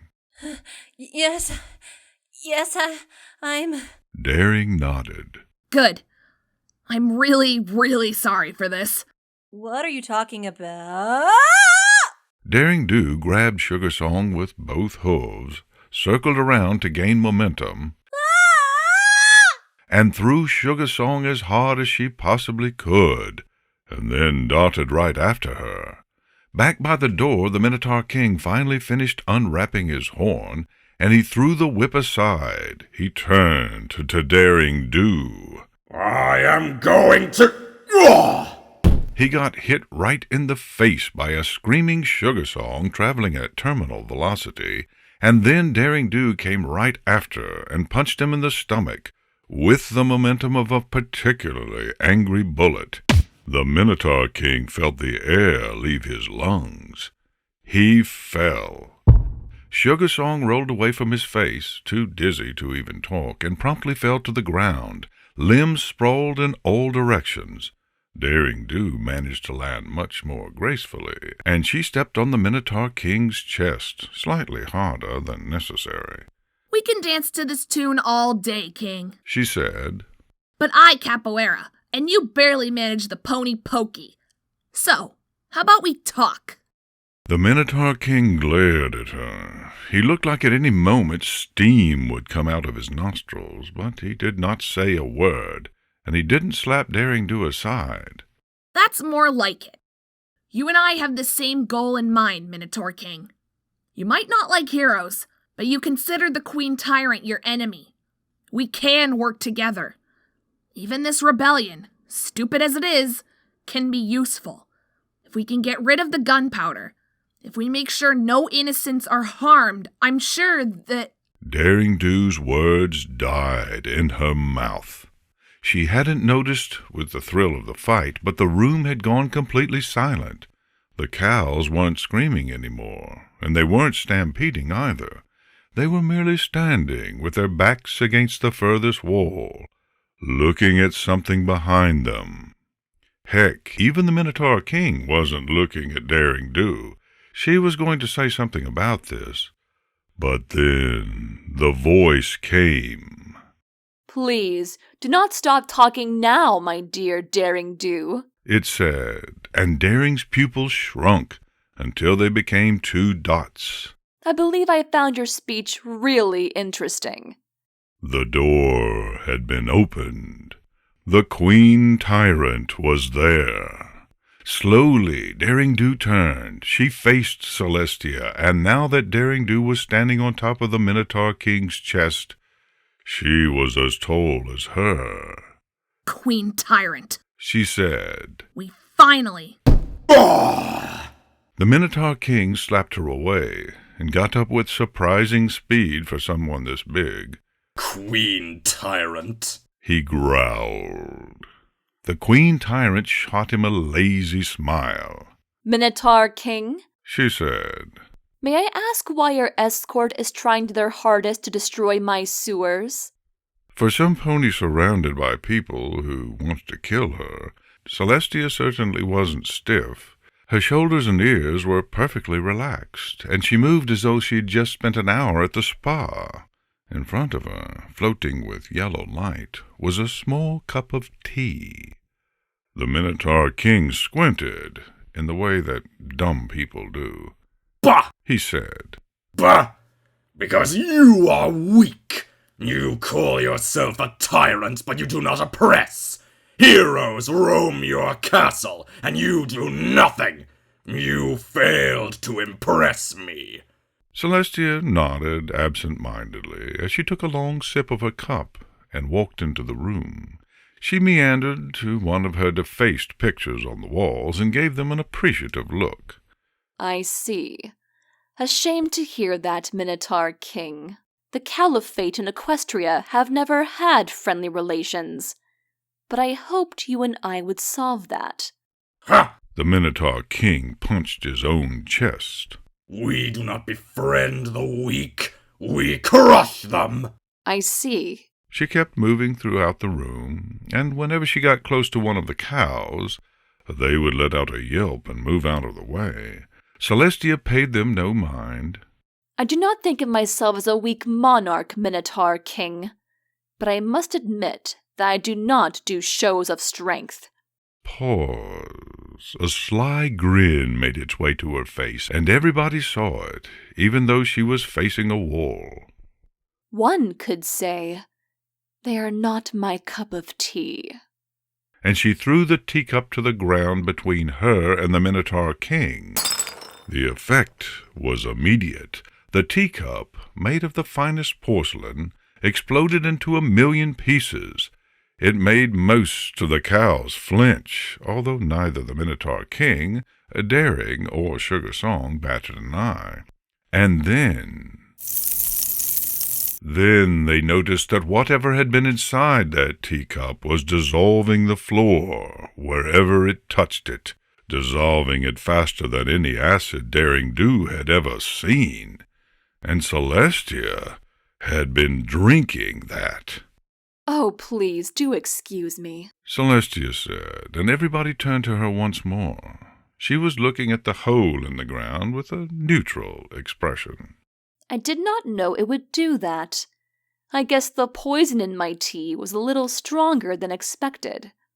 And then she turned to the cow with the eye patch and smiled. Yet not strong enough, I'm afraid. The cow's eye went wide. You knew?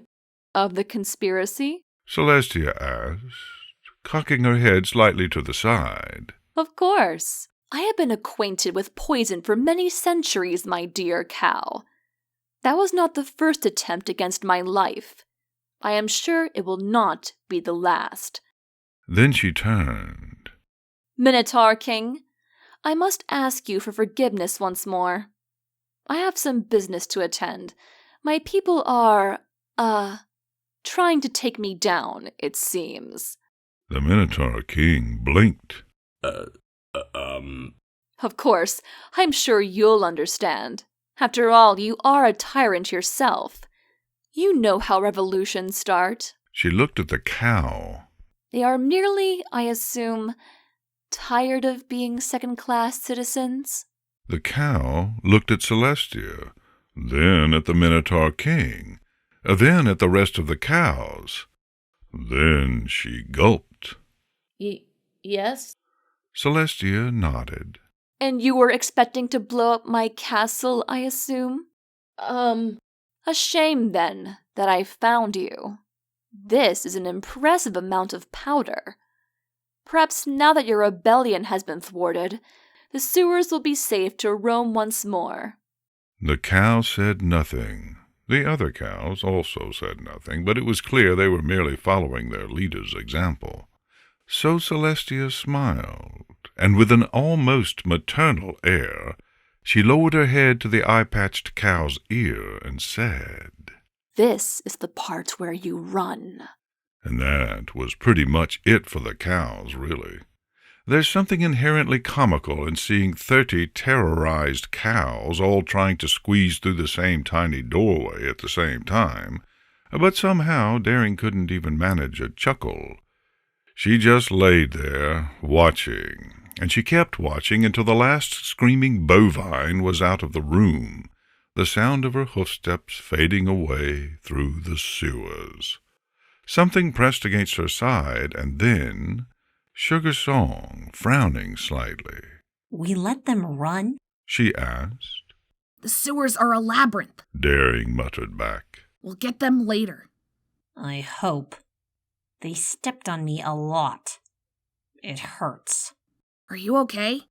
Also, you threw me to the Minotaur King like I were a brick. Yeah, but are you okay? With that said and done, Minotaur King, Celestia said, and immediately everybody snapped back to attention. The room felt gigantic now that it wasn't crowded. I suppose I still must address your last point. There are heroes in my castle. The Minotaur King looked at Daring Do. Daring Do squinted back at him and mouthed the words, "Anytime you want, buddy." However, The Queen Tyrant went on. You'll notice that my sister betrayed me and joined them, and she is currently blown up in that corner. She nodded towards the still smoking Luna.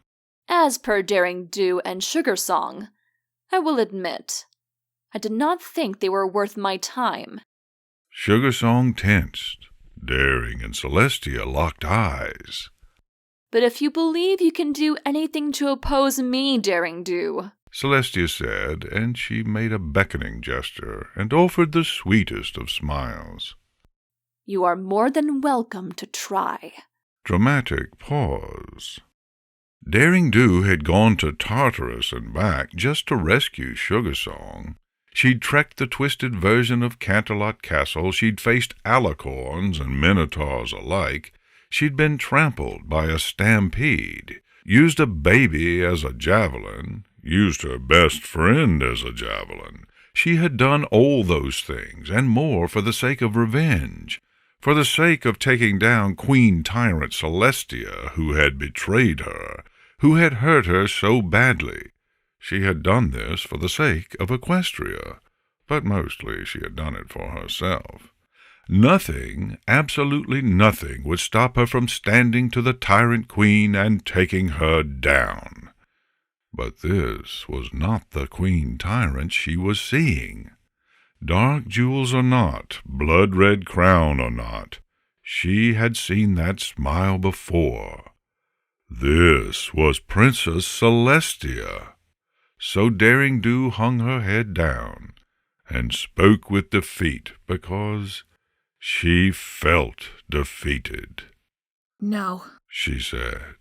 Sugar Song looked at her with surprise, but she went on. I can't do anything. I surrender. You win. Celestia nodded, and the Minotaur King started to laugh.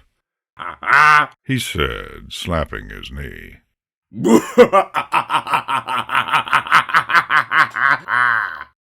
Ugh. From the corner, the smoky figure of Princess Luna arose. Her fur was darkened with ashes, but she looked mostly okay. My head. What is happening? She looked at the Minotaur King. Are we laughing? I can laugh. Ha! The Minotaur King slapped his knee once more. Wahaha! Luna replied. What is happening? Did I explode? Yes, Princess. Song said, still looking at Daring. You can't use magic when surrounded by gunpowder. It explodes. I see. I did not know that. I am afraid gunpowder is a recent invention. Luna said. Ah! Said the Minotaur King. Waha! Ha ha! Ah! I am in agony. I am in dire need of medical attention. Song, Daring said, elbowing her friend and nodding towards Luna. go with her. What? To the hospital or something. There are doctors in Canterlot. She'll probably know where to look. Daring shrugged. She can probably blow a hole in the ceiling and fly you away. But Daring, the Queen Tyrant. I'll explain later. Don't worry. We're safe. She looked at Song in the eyes and repeated. We're safe. Princess Luna is not a villain anyway. And she's hurt. Sugar Song frowned, but she got up anyway. Your Highness, let's go. I'll bring you to the hospital myself. I'm sure they give wonderful treatment to their oppressors. Wah! Ha ha! Ha ha ha! Ha! And you can stop laughing now. What happened while I was unconscious? I have no idea. Song looked at the Minotaur King. I think we lost? My dear Sugar Song, Celestia said, you did. Thank you for your understanding. and then her horn flashed. Take this. Song flinched, but grabbed the document Celestia had appeared anyway. She took a mere glance at it, and then her ears perked up. Is this a map? Of the sewers? Yes. But I thought they were too old. That all the maps had been lost. Celestia smiled again. They are. And they were. But I am older. As you can see, there's only one exit, which goes through the other side of the mountain. If Luna's not too badly hurt, perhaps you could... Song blinked in understanding, but sudden doubt swept over her face. She looked at Daring Do, and Daring Do nodded. So Song rolled up the map and kept it. Will do, Your Majesty. See you later, yearling. You'll have some explaining to do. Sure. Song nodded. Come on, Your Highness. We've got stuff to do. Wah! Ha ha! Ha ha ha! I said you can stop laughing now. Daring Do, Celestia, and the Minotaur King were left alone in that big sewer room full of gunpowder and rebellious items, and the king was still laughing. Eventually he managed to catch his breath, and he immediately passed an arm around Celestia's shoulders. You are not weak, He said, goofy, stupid grin in his face. He somehow managed to make it look menacing anyway. You are a true tyrant. You even defeated Daring Do. Celestia smiled at him. So it seems, my dear Minotaur King. We can be friends now. Yes, yes. I was wrong. You are not weak. You should probably go fetch your escort, King. Celestia said, subtly pushing him towards the door. They don't know of your change of heart yet, and I'm afraid they are destroying my sewer still. I would love it if they stopped before hurting some of my subjects. Yes, yes. The Minotaur King couldn't squeeze through the tiny doorway, so he just blasted through the wall with minimum effort. I believe you and I can be friends now. Two tyrants, yes, yes. He left. Daring and Celestia now completely alone. None had said a word for what felt like hours. And then Daring sighed and got up. Let me guess. The Minotaurs just happened to destroy the sewers in a way that fixes them completely. I believe that the Minotaurs are smarter than they look. They must have not destroyed any critical part of the cave system, or else everything would have crumbled down by now. They probably kept themselves to destroying anything that blocked the main path. Wonderful. Celestia chuckled. I assume, then, that you have seen through my schemes. What gave it away? Daring rolled her eyes and walked out of the room. Celestia followed. The teacup, I suppose. Or the entire speech, rather. Too perfect. Too planned. You're not a dramatic pony. This was rehearsed. Celestia nodded. Guilty as charged. Also, you kept messing up your lines. Talking about teacups and whatnot. I like that line. It shows. Daring Do sighed. Why? Celestia said nothing for a moment or two. She just looked at the ceiling, seemingly lost in thought. Then she talked. I like chamomile tea, she said. Daring arched an eyebrow. I have been poisoned many times, Daring Do. I know a fair bit about poison. I also know how chamomile tea tastes, and lately, I found out that my personal selection tasted wrong. She shrugged. Not too much, just a little. They overdid the dose. They grew impatient. Luna pointed out the flavor, and I merely put 2 and 2 together. Some pony was trying to kill me. Again. Huh. The Minotaurs were growing belligerent too. Celestia continued. We've never gotten along. Equestria and the Caliphate and I was afraid war was imminent. Minotaurs are interesting beasts. They only respect one thing, and that is individual strength. A strong leader does not listen to her people. Strong leaders kill heroes and create empires. Celestia shook her head. As a princess, I could do nothing. As a queen tyrant, perhaps I could stop a war. Daring Do said nothing. She kept walking. Celestia looked at her and then looked around. They were getting close to the hole Luna had created not so long ago. Close to the exit. And of course, the sewers were a mess. So you become the bad guy all of a sudden. And the Minotaur King accepts to come to Equestria and maybe palaver with you for once. You kidnap Sugar Song, and in so you make sure that I am here and that I'm angry. The Minotaur King sees this, approves of it, and then chases me to the sewers. And in the meantime, he cleans them. Being named the Queen Tyrant also made the assassins feel validated. I've seen many conspiracies in my lifetime, Daring Do. They all think they're doing it for the greater good. If you showed them they're on the right path, they grow confident. They grow impatient. A smile. They move from poison to gunpowder, and they make themselves easier to find. And I take care of that too, of course. You are a brilliant pony, Daring Do. With the rebels being this active, I knew you would notice them and locate them. Daring frowned. And you let them go? Did I? Celestia asked, arching an eyebrow. I think they're being taken care of, my dear Daring Do. Song and Luna stood right next to the sewer's exit, listening to the sound of 30 cows getting closer by the second. Song had a rapier again.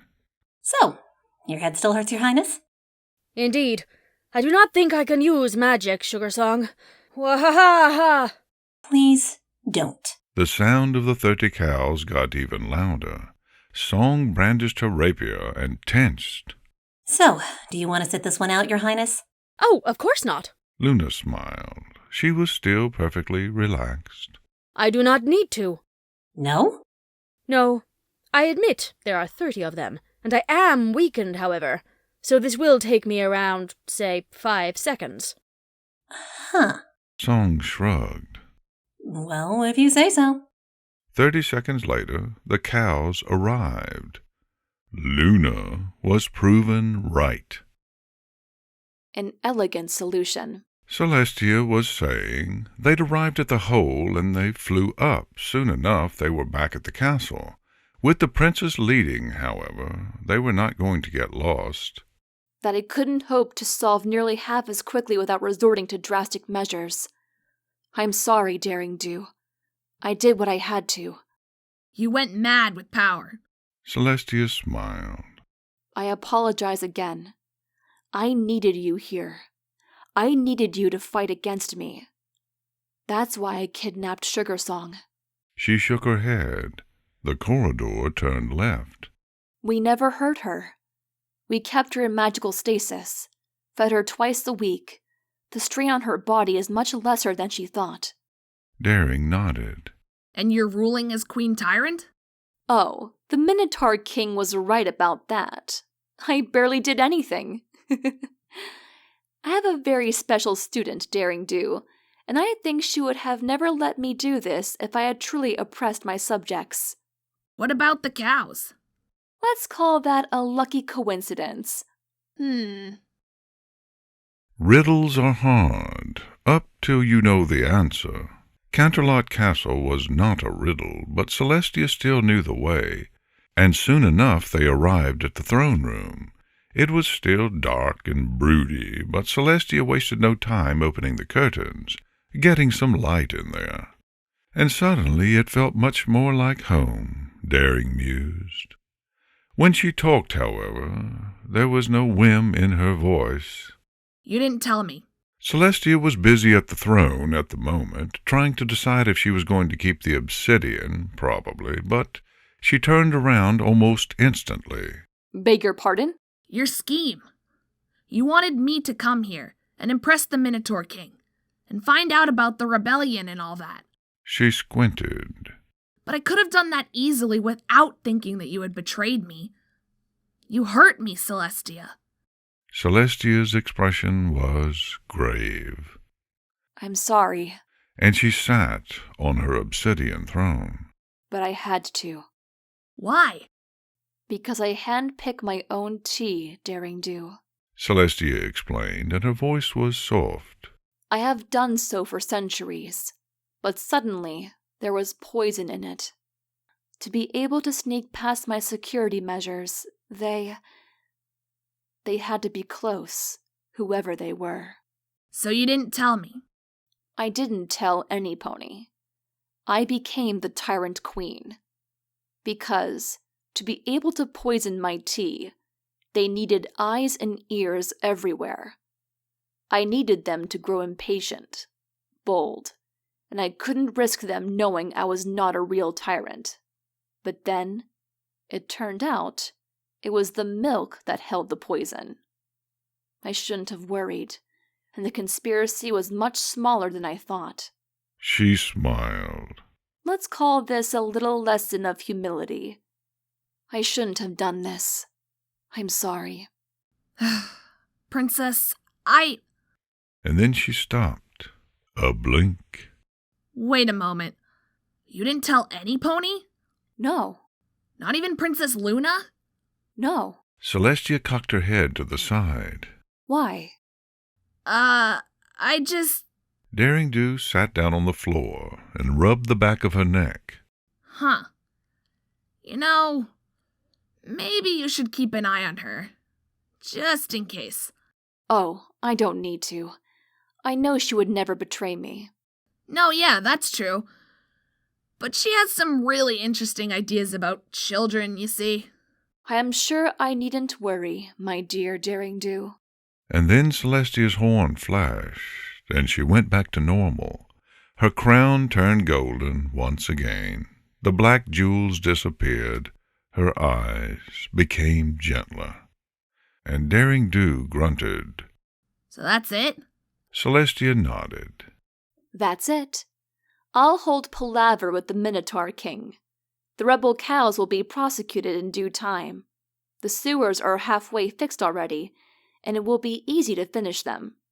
I will continue to rule as a queen tyrant for a month, And then I will go back. Her eyes sparkled. And I hope that my little ponies will forgive this little scheme of mine. And that was it, really. That was the end of the adventure. Daring felt it, call it a gut feeling, and then she relaxed, though she couldn't help feeling a little bugged. It was like cheating. There had been no final battle, no great evil to take down.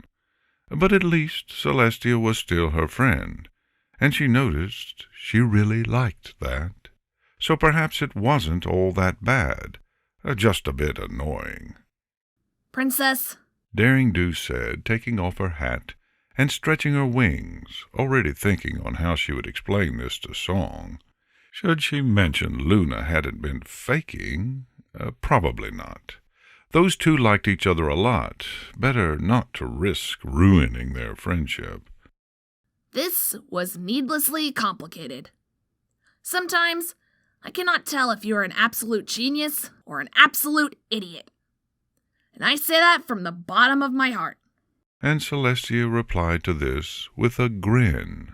Oh, my dear Daring Do, I must say, there is really not that much of a difference between the two.